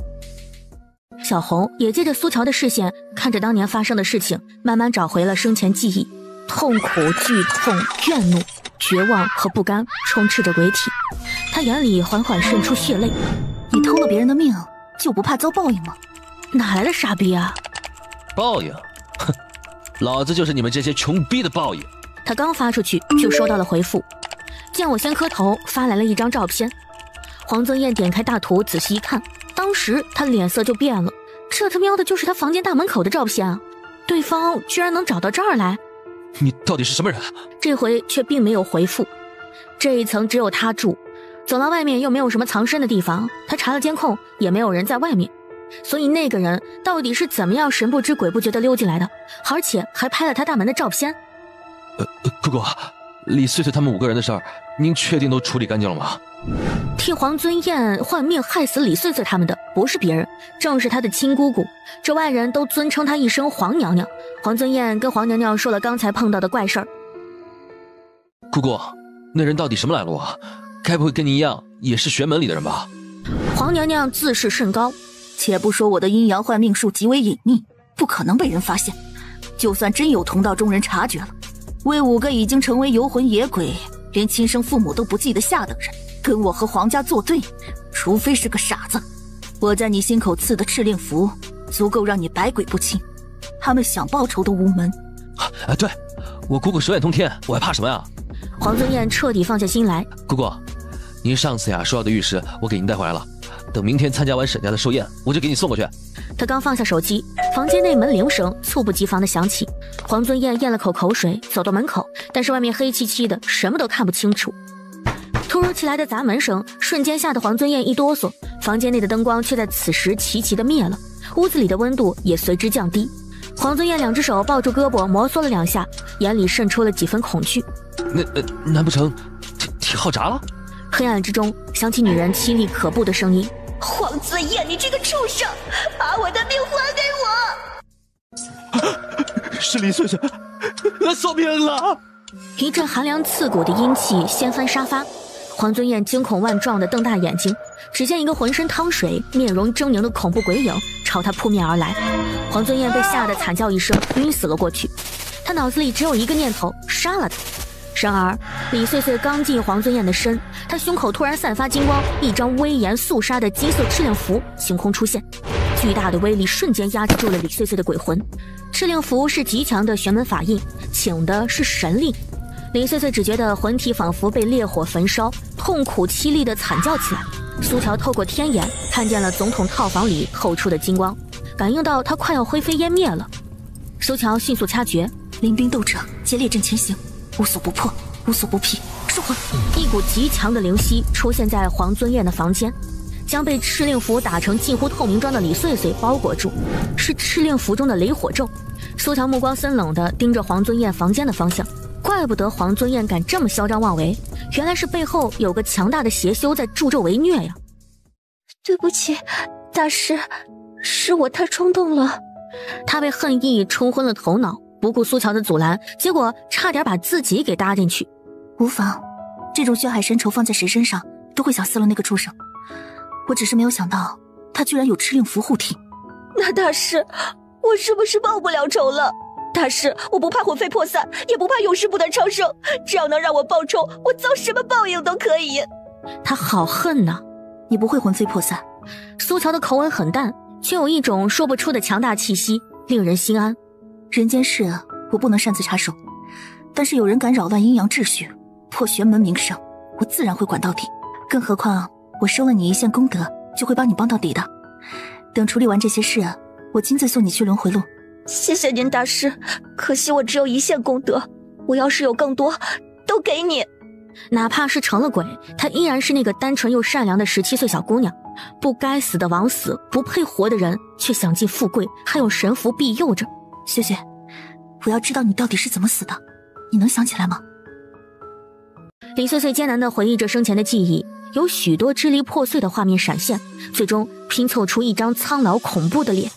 我记得那天李穗穗是要去赶集的，司机降下车窗问路，就在他好心指路的时候，一个男人冲下来迷晕了他。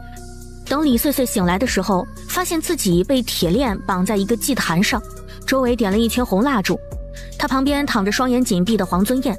如此诡异的场面吓得李穗穗六神无主，一个披着黑色斗篷的老女人慢慢朝她走过来，身上散发着难以言喻的阴森气息。在她沙哑恐怖的咒语声中，李穗穗脖颈缠绕的红绳越收越紧，越收越紧，最终她窒息而死。她不是淹死的，她是被活活勒死的。苏乔则是通过天眼看到了李穗穗死后的遭遇，她死了之后被他们挫骨扬灰，冲进了马桶，从此世上再无李穗穗。而存在教育部电脑系统上的成绩单上，李穗穗的名字也慢慢消失，被黄尊燕取而代之。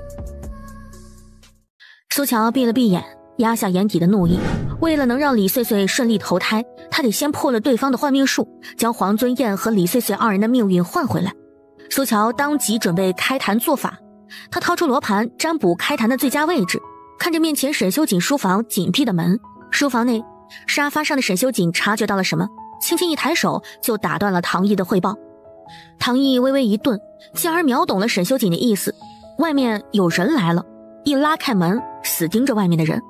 这女人走路是用飘的吗？怎么一点声音都没有？二爷又是怎么知道她来了？唐毅的脑子里却全都是问号。沈先生，这么晚了你还在工作啊？真是辛苦。来，我给你带的宵夜。你累了吧？我帮你按摩吧，能够帮助你入睡的。他发现这个小神婆在自家二爷面前总是散发着一种类似舔狗的气息，而二爷他身形懒散的往后一靠，完全就是不主动也不拒绝的渣男做派。意识到自己再待下去就不太礼貌了，唐叶识趣儿的带上门出去。苏乔挽起袖子绕到沈修锦身后，乖巧的替他按摩头部的同时，也蹭着他身上的热息，来温暖自己今晚耗损过多的零食和冰冷如窖的身体。苏乔偷偷摸摸的取出黄符，就要往沈修锦脑门上贴。你敢贴一个试试？苏乔听出了他没有说的后半句，我把你脑袋扭下来。他盯着苏乔，长眉微挑。解释。这是静心咒，我只是想帮你快速进入睡眠状态。哼，大半夜跑来书房哄我睡觉，你不如脱光了去我床上等着。此话一出口，沈修锦其实是有点后悔的。这话说太重了，羞辱的意味不言而喻。他那么爱哭，还不是要掉眼泪啊？沈修锦正想找补一下，却发现苏乔的表情不太对。哎，沈先生，你说的好有道理啊！沈修锦的母语简直就是无语，他总结出了规律：跟沈修锦越亲密，治愈充电的效果就越好。要是脱光了再亲亲抱抱，说不定能彻底治愈他体内的寒气呢。沈先生，我们现在就去床上吧。他想起来还有重要的事情没有办。现在不行，沈先生，要不你先回房间等我半个小时吧，我保证半个小时之后我就飞奔到你床上脱光光。苏乔，你给我闭嘴！沈修锦脸都绿了，只想打死那个半分钟前居然心怀一丝诡异内疚的自己。能戳中对方才叫羞辱，苏乔这个反应搞得他好像在跟他调情一样。滚回你自己的房间睡觉去，这里可是开坛做法的最佳地点。沈先生，我要借你书房这块地方开坛做法，跟一个邪修斗上一斗，你要是害怕的话可以先出去。害怕？他的字典里可没有害怕这2个字。开坛做法对于沈修锦来说也算是新鲜，全当是看戏了。苏乔先是用狼毫笔蘸朱砂，在地板上画了一个阴阳八卦阵，2张纸上写着生辰8字，又分别用红白蜡烛压住。苏乔坐在八卦阵中，双手结印，速度极快，嘴里也是念念有词。伴随着咒语，他周身涌动着一股无形的强大气流。与此同时，黄娘娘有所感应，猛地从梦中惊坐起，哇的一声吐出一口黑血。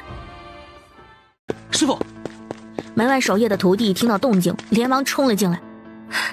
有人破了我的9转幻命阵法，快拿灵药过来！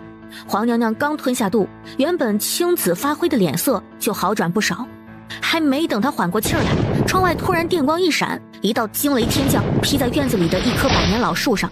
黄娘娘脸色一变，幻命术可是玄门禁术，一旦被破，布下阵法幻命的玄术师就会遭到极强的反噬，引来天雷。这不仅会劈散修为，严重的还会命丧当场。这天雷躲是躲不过去了，除非……阴邪的目光落在面前刚成年的小徒弟身上。师傅，这天雷是从哪里来的？我们现在怎么办啊？他回头想要寻求师父的帮助，一只枯瘦如干柴的手伸过来，将一张替身符猛地贴在他的脑门上，一道天雷劈开天花板，直直劈在他的天灵盖上。刚才还活生生的人就成了一块焦炭，倒在地上。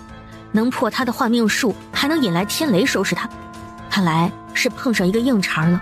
他必须先下手为强。原来是同一个人，他也在邪修身上感受到了一丝熟悉的鬼气，就是当初附身宫人想要杀害沈修锦的女鬼陈丽红。这几个事件加起来，足够他替天行道，废了这个玄门败类的。破解幻命术对他来说并不难，只是这具身体实在是太废了，换做平时早就浑身冷透，起码要睡上24个小时才能恢复。但是今天他的疲惫感却并没有那么重，看向身后沙发上的沈修锦，他就像是他的专属太阳，专属的充电器，只要靠近他，他就能得到治愈。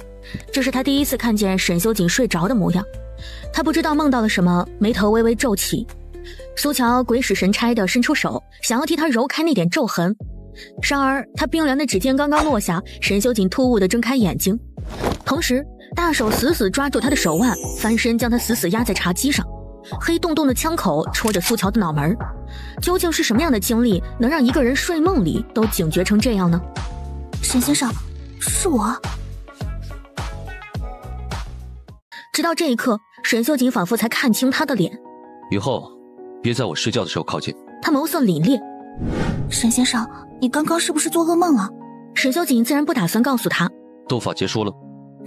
可惜没能用天雷劈死那个邪修。沈先生，跟我斗法的那个邪修和沈长宗那个小老婆林小云请来害你和老太太的应该是同一个。有仇必报，斩草除根向来是沈修锦的做事风格，他一个都不会放过。沈先生，现在我忙完了，我们一起去睡觉吧。苏乔想得很简单，明天那个邪修说不定就会出现在沈家老宅，如果碰上了，他打算直接收拾了。此外，帮人帮到底，苏乔也打算替他们超度。这些操作耗费了不少灵石，最稳妥的办法就是跟沈修锦睡一觉，先养好身体。想得美。沈修锦当然不可能搭理他，抽出手转身就要走。苏乔急中生智，摸了一个天雷符引雷，轰的一声，窗外雷声巨响，苏乔害怕的叫了一声，扑上去搂住沈修锦的腰。沈先生，我害怕。他信他个鬼，抓鬼的时候胆子比谁都大，还会怕打雷啊？放手！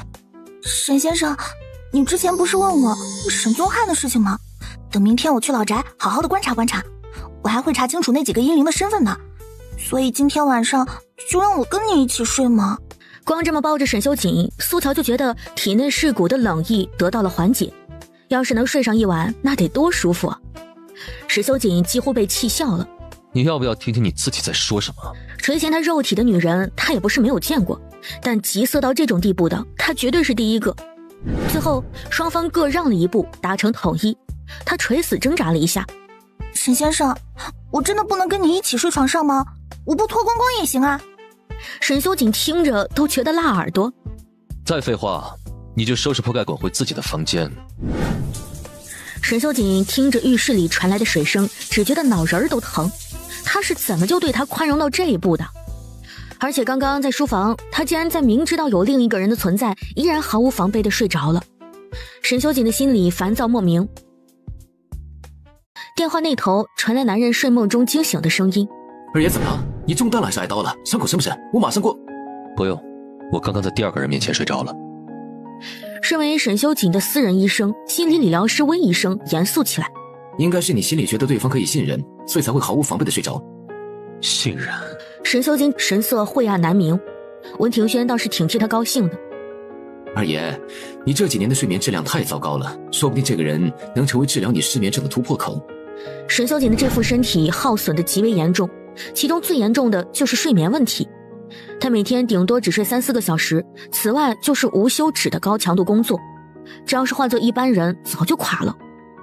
温庭轩试了很多办法，也曾经尝试给沈修锦深度催眠，但是根本就没有用。到底是哪路神仙能让沈修锦放下戒备，好好睡个觉啊？二爷，要不下次约个时间，我跟那个让你睡好觉的人见一面，一起探讨一下治疗你失眠的新方案。不用。他的世界不会有例外，从前没有，现在和以后更不会有。苏乔洗完澡出来，一见到他，瞬间就变得阳光灿烂。沈先生，我洗好啦。他身上的睡裙是阿满挑的，很挑人。但是苏乔的皮肤比较白，脸生的清丽又藏了3分艳色，跟这种粉色倒是格外搭。沈修锦走近，闻到他身上的沐浴露气息，是他的。他皱了一下眉：“苏乔，怎么啦？你想喝水还是吃东西啊？那我去拿。”他仿佛压根没有意识到他在勾引他，眼神纯真无害，嘴角的弧度也很甜。沈修锦走进浴室，反手重重地关上了门。砰的一声巨响，苏乔被吓了一跳。又不高兴了。他偷偷翻了个白眼，自顾自地钻进打好的地铺里。每个人的房间里都会保留自己的磁场，因此沈修锦的房间对于苏乔来说就格外的暖和。他惬意地闭上眼睛，已经好多年没有这么舒服地睡过了。今晚别说是摔门了，就算沈修锦把天花板掀了，他也绝对不挪窝。沈修锦冲了一个冷水澡出来，就看见苏乔已经没心没肺地睡着了，一条腿伸在被子外面，裙子也往上缩了一截儿，滑出来的那部分纤细又滑嫩，就像是豆腐。沈修锦的眸色不易察觉地暗了2分，他别开眼，随手拿起床上的薄毯丢过去，将苏乔从头到脚都盖住了。2个小时以后，沈修锦睁开眼睛，就看到苏乔闭着眼还在往他怀里钻。他刚刚开口，怀里压根没醒的小女人猝不及防地抬起头，精准无误地堵住他的嘴。沈修锦的黑瞳狠狠一缩，强吻他的某人却跟没事人一样喃喃梦呓。沈修锦，你好温柔啊。我好想就这样待在你身边，哪里都不去。他的声音慢慢弱了下去，在他怀里沉沉地睡着了，一只小手却攥着他胸前的衣襟，害怕下一秒就会被抛弃似的。沈修锦摸到枪的另一只手到底还是松开了，真糟糕，他居然开始对他心软了。那双疏离的黑眸深处暗流涌动，慢慢凝固成一片冰海。苏乔，你不能是例外。苏小姐，这是二爷替您挑的裙子，说让您今天穿这个去老宅，车也备好了，就在外面等着。沈先生人呢？二爷一早就出去了，他吩咐说等您醒了，让司机直接送您去老宅。哦，沈修锦的眼光倒是还挺不错的，挑了一件青色水墨流苏裙，整个人就像是江南古画里走出来的美人，既惊艳又耐看。苏小姐，你也太漂亮了吧，比电视里的女明星还好看。大门外，司机已经在等，阿满叫了声钟叔。苏乔目光落在钟叔那张不苟言笑的脸上，轻轻眯起漂亮的狐狸眼，眸底淌过一丝不易察觉的冷意。钟叔后脊一阵阵发凉。车开到路口等红灯时，只见黄尊彦两眼浑浊，山根发灰，锥头泛青，这明显就是气虚阴重的面相，最容易见鬼。李穗穗见到仇人更是鬼眼猩红，戾气大涨。他冲出红绳，扑向了黄尊彦，只想亲手把他撕碎。别过去，不然你还没有靠近他，就会灰飞烟灭的。先是敕令符，再是开光佛珠。哼，做了亏心事，倒是知道求神拜佛，搞一堆法器护体。昨天晚上他在房间里撞见李穗穗的鬼魂，被吓得当场就晕死过去。今天早上醒来，他总觉得身上哪儿都不得劲儿。黄尊彦还接到了黄娘娘的电话，反倒叮嘱他这几天将那串佛珠带好，绝对不能摘。妈的，难不成李穗穗的鬼魂真的回来寻仇了？一辆布加迪戴沃呼啸而来，嚣张地停在黄尊彦前方。从车上下来的正是萧望。黄尊彦的眼底闪过一抹浓重的厌恶和嫉妒。黄家也算是有权有势还有钱，可是在富裕了10几代的大财团萧家面前，也只有提鞋的份儿。黄尊彦已经换上一张堆笑的脸。哎呀，望哥，好久不见啊！我今早才回来，打算晚上就约你出来喝酒呢。他一手搂住了黄尊彦的脖子。你小子出去有大半年了吧？听说还以地兰高中年级第1的成绩毕业的。黄尊彦差点被萧望勒死，可是又不敢挣扎。哥，你那不是不想学，你要想考第1，谁能跟你争啊？再说了，我哪能跟你比呀？我就是运气好。运气好？那你可得小心点儿，运气太好，人接不住那就完了。突然手上一空，他戴在右手的那串佛珠已经到了萧望手上。这玩意还挺好看的，送我吧。望哥，这珠子不值钱，我改天给你准备好的。不值钱的都不肯给我，你还能给我好的？不知道是不是心理作用，佛珠离身，黄尊彦就觉得冷得慌。望哥，你是我谦哥，你想要什么都行，真的不能送你。黄尊彦急得咬紧后槽牙，上手要去抢。萧望哪能惯着他呀，一脚踹过去，直接将黄尊彦给踹趴下了。萧望根据苏乔的叮嘱，将佛珠包好塞进兜里。这照片上的5个人你还记得吧？不可能，你不可能还记得他们5个。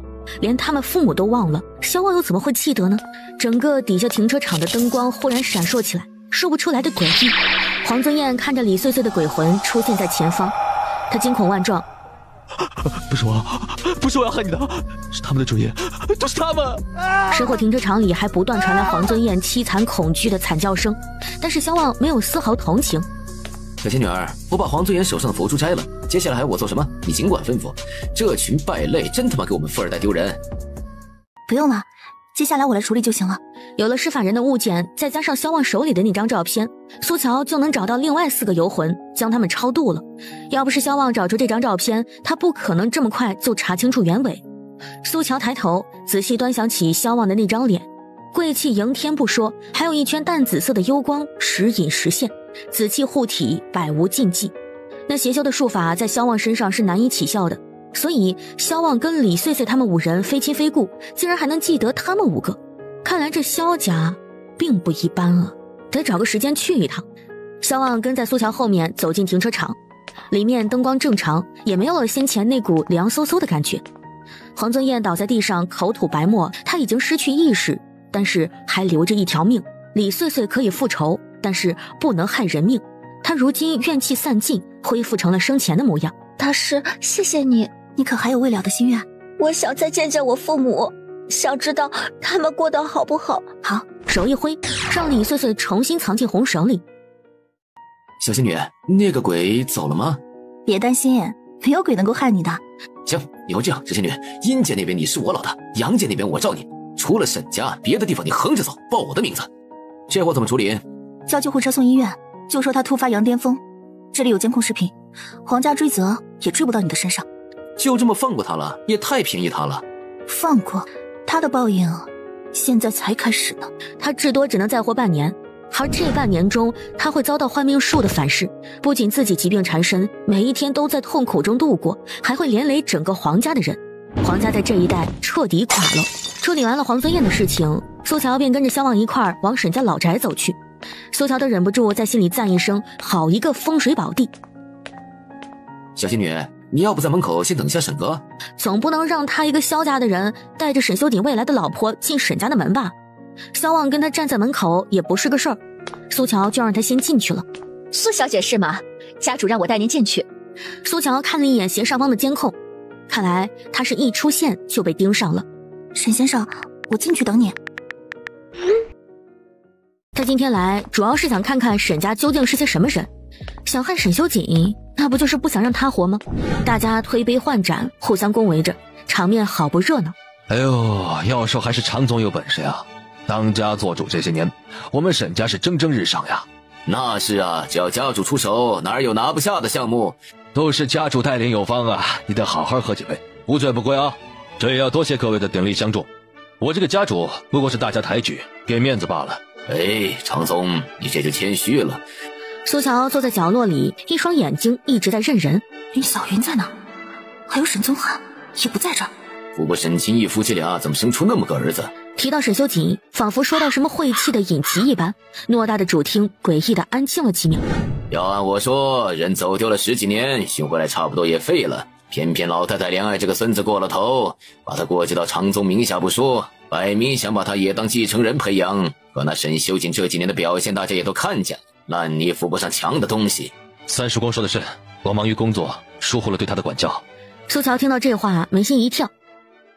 沈长宗这话实际上却是默认了三叔公对沈修锦烂泥扶不上墙的评价。这怎么能怪您呢？这沈修锦啊，10几年流落在外，从根上歪了，怎么掰得回来吗？我们沈家往上10代，哪个不是清白富贵、有头有脸的人物？怎么就出了沈修锦这么个活阎王？我看他骨子里就是坏种。三叔公，沈长宗压低了声线，蕴含几分警告的意味。哼，谁不知道沈修锦现在可是帝城的阎王爷，自己的亲堂哥他都不放过。我家宗翰前2天差点就死在那个畜生的手里。行了，不过是小辈们之间有点摩擦，你别在这里添油加醋了。行，你们沈家人护着沈家人，就我是个外人是吧？那我今天话也撂在这儿，我们金阳赵家不是吃素的，谁跟我赵芳华的儿子过不去，最好先掂量掂量自己的命够不够硬。沈长宗正要开口，一道清清冷冷淡然的嗓音却先从角落里传出来。沈太太，那我话也放在这里，沈修锦就是我的命，谁动他，我有100种方法让他生不如死，悔不当初。骂沈修锦就骂沈修锦呗，说他坏，说他蠢，说他不是男人都行，可是怎么动不动就要搞死他呀？他死了，他苏乔也活不成，那还费那么大劲玩个屁呀？沈修锦修长的身影站在那儿，黑沉沉的眼锁住了那一抹纤细淡薄、弱不禁风的背影。他几乎能想象得到他说这话时的表情。还会威胁人呢？以为懂点玄学，会抓鬼，就能对付屋子里那些比恶鬼还要狠千百倍的人？为他要对抗整个沈家，他究竟是哪里来的勇气？到底还会蠢到什么地步才知道害怕，才知道适可而止呢？赵芳华盯着苏乔的那张脸，轻轻眯起眼睛。你就是老太太给沈修锦找的那个天仙媳妇，哼，一个克死全家的瘟神。我看老太太是真的眼不盲心瞎了，这里有你说话的份儿吗？还没过门，一点规矩都不懂。来人，先给我掌他的嘴，我叫停了才准停。2个保镖立刻冲上去，一左一右按住苏乔的肩膀，一个女佣则是拿起竹签板上前就要动手。二少爷回来了。他一身黑衣，愈发衬得身形颀长，气场肃杀。他嘴角噙着一丝散漫的笑意。哼，真热闹呀！沈修锦就在一群人如临大敌般的眼神下走到了苏乔身旁。沈先生，我就知道你会来的。开玩笑，沈修锦的气息10米开外他都能察觉到，要不是知道他在外面看戏，他哪能乖乖被人按着不动呢？说不定还能顺便在沈修锦这儿刷一波同情分，今晚也许还能继续跟他一起睡觉，真是血赚呢。你如今过继到我这一门，我就替你母亲尽一下当婆婆的责任，好好管教管教你这个没教养的未来太太。沈修锦压根就没有搭理他，盯的却是主位上的沈长宗。沈董，今天我未婚妻要是掉1根头发，您的宝贝儿子就少1根骨头，怎么样？小畜生，你把我儿子怎么了？沈长宗察觉到了不对，脸色骤变。不好了，家主，林夫人和三少爷都失踪了。苏乔意识到沈修鼎干了什么，有些震惊的随手就挣开2个5大3粗的保镖。沈先生，你绑了他们？他今天来就是想来会会林小云的。所以你刚刚在装什么柔弱呀？明明力气大的一拳就能干翻一个成年人。我这不是想着第一次来见家长，给大家留一个文静的好印象吗？沈修景就是我的命，谁动他，我有100种方法让他生不如死，悔不当初。你对文静的理解还挺特别。是男人对浪漫过敏吧？沈长宗对林小云也是宠爱有加。沈谭许18岁的成人礼上，沈长宗那手笔之大，是沈宗翰当年都没有享受得到的。现在他小老婆和小儿子却在沈家老宅，在层层的安保，居然就这样被沈修锦的人悄无声息的绑走了，这俨然就是对他的地位和威严的挑衅。刚刚芳华是在跟苏小姐开玩笑罢了，赶紧把你林毅和小谭送回来，我就当这事儿没发生过。那巧了，我刚刚也在开玩笑，沈董的2块心头肉不在我这里了，要不我派人帮你一块找找。沈长宗什么时候受过这种戏耍？猛地抓起手边的一个古瓷杯，狠狠地砸在地上。混账东西，为了这个还没过门的女人，你难道想拆了自己家不成？苏乔当然清楚自己在沈修锦心里绝对没那么重要。苏乔忽然明白过来，沈修锦早就决定好要对林小云母子下手。林小云不仅想他死，还对老太太动了手。依照沈修锦的性格，怎么可能会善罢甘休呢？而他只不过是沈修锦发难的借口罢了。从开始到现在，沈修锦从来没有信任过他，他只是一边利用他，一边在想如何将他的利用价值发挥到最大。苏乔伸手按了一下发闷的心口，莫名的有点不爽。沈董说价了，我一个从根上就歪了的坏种，哪来的家呀？这话轻飘飘的甩出来，却如同一记无形的耳光，狠狠抽在刚才骂沈修锦最起劲的那几个人脸上。那不对，在众目睽睽之下，伸手将苏乔揽入怀里。沈修锦低头轻轻吻了吻他的发顶，当众宣布：今天起我有家了，给大家正式介绍一下，苏乔，我未来的沈太太。他缓缓抬眸，对上沈修锦漆黑的眼睛，这还是第一次他对他笑。他拿他当活靶子，用偏爱和疯狂昭告沈家所有人，他苏乔是他沈修锦的软肋，是他们可以下手的对象。苏乔也是真的笑出来了。世人在他眼里几乎都是透明的，只有沈修锦他看不透。原来人心隔肚皮是这样的。沈修锦，你别在这儿发疯！林小云母子俩没惹你这位宝贝未婚妻，赶紧把人给我送回来。如果他们真惹了我的人，怕是送不回来完整的了。我养了一批食人鱼，饿3天喂1顿。畜生，你敢！外面瞬间就冲进来10几个持枪的保镖，苏乔想都没想，如同母鸡护崽一样冲出去，挡到他的身前。别动他！沈修锦看着挡在自己面前的单薄身影，目光机不可察地动了动，蠢死了。苏乔自己也是很无语，主要是保护沈修锦成本能了，身体动得比脑子还快，不然他也不至于才被这个狗男人利用当成活靶子，现在又立马跳出来替他挡枪口，这不妥妥的钛合金级别的舔口行为吗？沈修锦一手臂一伸，搂着苏乔的腰，轻轻松松就将人抱了回来。沈董，别急了，我说的是如果而已，反正人不在我手上，你有时间在这里跟我掰扯，不如早点报警找人。说完，他拉着苏乔转身就走，刚走到门口，苏乔的脑袋就被枪抵住了。苏小姐第一天上门，就多留一会儿吧。沈修锦，太阳落山前，你最好把他们母子安然无恙的给我送回来。他们要有什么3长2短，我保证你在乎的每一个人连骨头渣都不会剩。沈修锦松开苏乔的手，隔着那一排黑衣保镖盯住沈长宗，满眼阴冷。沈董的命令，我当然鞠躬尽瘁，死而后已。每一个字都意味深长，冷得掉冰渣。沈修锦最后看了苏乔一眼，那一眼情绪复杂，还没有等苏乔辨认，人就已经转身走了。对棋子嘛，是这样的，该扔就得扔。苏乔忽视掉那点不痛快，反正他能自保，他对沈修锦的要求也不高，别死就行，大家就互相利用吧。沈修锦坐上了车，满身也盖不住那种暴力和火气。每次二爷从老宅出来的状态都不好，可今天的二爷似乎又有点不一样。二爷，您不用担心，安装在苏小姐身上的追踪器绝对不会被发现的，只要沈长宗把人送过去，我们就能找到。闭嘴！一切都很顺利，按照他的计划在进行着。可沈修锦的脑子里挥之不去的却是苏乔的身影，还有他的声音。沈修锦就是我的命，谁动他，我有100种方法让他生不如死，悔不当初。别动他！他挡在他的面前，一点犹豫都没有，哪怕已经清楚的知道自己被利用了，心口的稚闷感挥之不去。沈修锦强压下那股不适感，去1号公馆打个电话给唐烨，别把人弄死了。林小云母子俩的确是在他手上。沈修锦烦躁的想要点烟，手伸进内兜里摸到了一样东西，冰冰凉凉的，触手极润。他知道那是什么，可到底还是取了出来，是一块精雕细琢的护身玉牌，是苏乔一笔一画亲手雕的。他被关进了杂物间里，在那之前先经过搜身检查，随身的布袋和手机都被拿走了。大师，我拿回来了。反正被关着也是被关着，他不如先超度李穗穗和他另外4个枉死的同学。王者随我方现传，要引王者去明堂，司命辅君显威灵，吾方不弟兄婚姻，女子速跪。在那一刻，房间内阴风阵阵，温度骤降。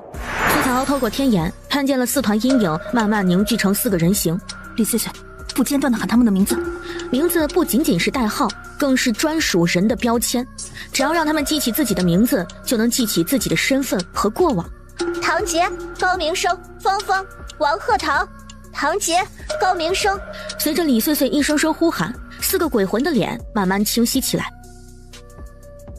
苏乔替他们度化了大部分怨气，但是还有一小撮就是度化不掉。想要彻底度化，只能先报仇。冤有头债有主，夺了你们命运的人，你们可以去找他们报复，但是切记不能伤人性命，否则到了冥界，你们不但不能入轮回，还要受无尽折，得不偿失。凭什么我们就要枉死啊？他们恶人还能活着？凭什么呀？天道自有因果轮回，哪怕生前得利，他们死后也会遭受审判，下地狱付出该付的代价。我会将那些人的下场烧给你们的。大师放心，我们不会害人性命的。你们只有2个小时，2个小时之后，我树魂咒会引你们去见鬼差，入冥界。赵芳华走进来，苏乔细看那张脸，倒是看出了不少名堂，眉下眼上是兄弟宫。赵芳华有3个兄弟，可惜一个比一个不中用。你盯着我看什么？待会儿把你眼珠子挖出来。苏乔淡定地收回目光，张口就来。不好意思啊，我没有见过像你这么漂亮有韵味的大美女，不小心看呆了。他刚准备发作的怒火就这么哑了。哼，漂亮到这份上，能迷住沈修锦也不算稀奇了。可年轻貌美算什么东西？总有比你更年轻的出现，到时候你这张脸还值几个钱？沈修锦不照样把你一个人扔在这儿？苏乔透过天眼看见不少赵芳华被家暴的场面，他有些不适地皱了一下眉头。苏乔，你知不知道沈修锦那种疯子，为什么偏偏会对沈长宗言听计从，当他的刀？他的确是奇怪过这件事情。沈修锦流落在外14年，从地狱里爬出来，什么亲情长辈对他来说都是狗屁不如，整个沈家他都不放在眼里。可他沈长宗又凭什么？那是因为21年前的那场让沈修锦家破人亡的车祸里，有个人的命被留了下来，就是沈修锦的母亲年双志。提到这个名字，赵芳华嘴角弧度更冷，他眼底闪过一抹不易察觉的恨色。谁知道沈长宗用了什么法子，那个女人都快被烧焦了，居然还能活，吊着一口气足足撑到今天。所以沈长宗手里的筹码就是年双志的命。你以为沈长宗真有什么天大的能耐？他早在7年前第一眼看见沈修锦的时候，就已经盘算好怎么用他。沈长宗在生意场上，甚至在政界也都是顺风顺水，因为背地里一些肮脏龌龊血腥的事情都是由沈修锦去做的。他名声臭了，烂了，成为地城人人都恐惧又鄙夷的活阎王。在外人眼里，沈长宗成为沈家最英明的家主，是又慈爱又宽厚，次次都替这个烂泥扶不上墙的侄子收拾烂摊子。现在你落到沈长宗手里，他该更高兴了。沈修锦他又有了一个在乎的人，沈长宗手上就又多了一个筹码。在乎？他只是聪明到猜中了沈长宗的顾忌，所以才会把他送上门。很显然，沈修锦的计划成功了。那这次沈长宗的如意算盘怕是要落空了，我永远不会成为沈修锦的软肋和牵绊。门外的保镖听到了赵芳华的惊叫声，冲了进来，就看见他被挟持的一幕。都别乱来！放下枪，不然我就杀了他。苏强寒声道。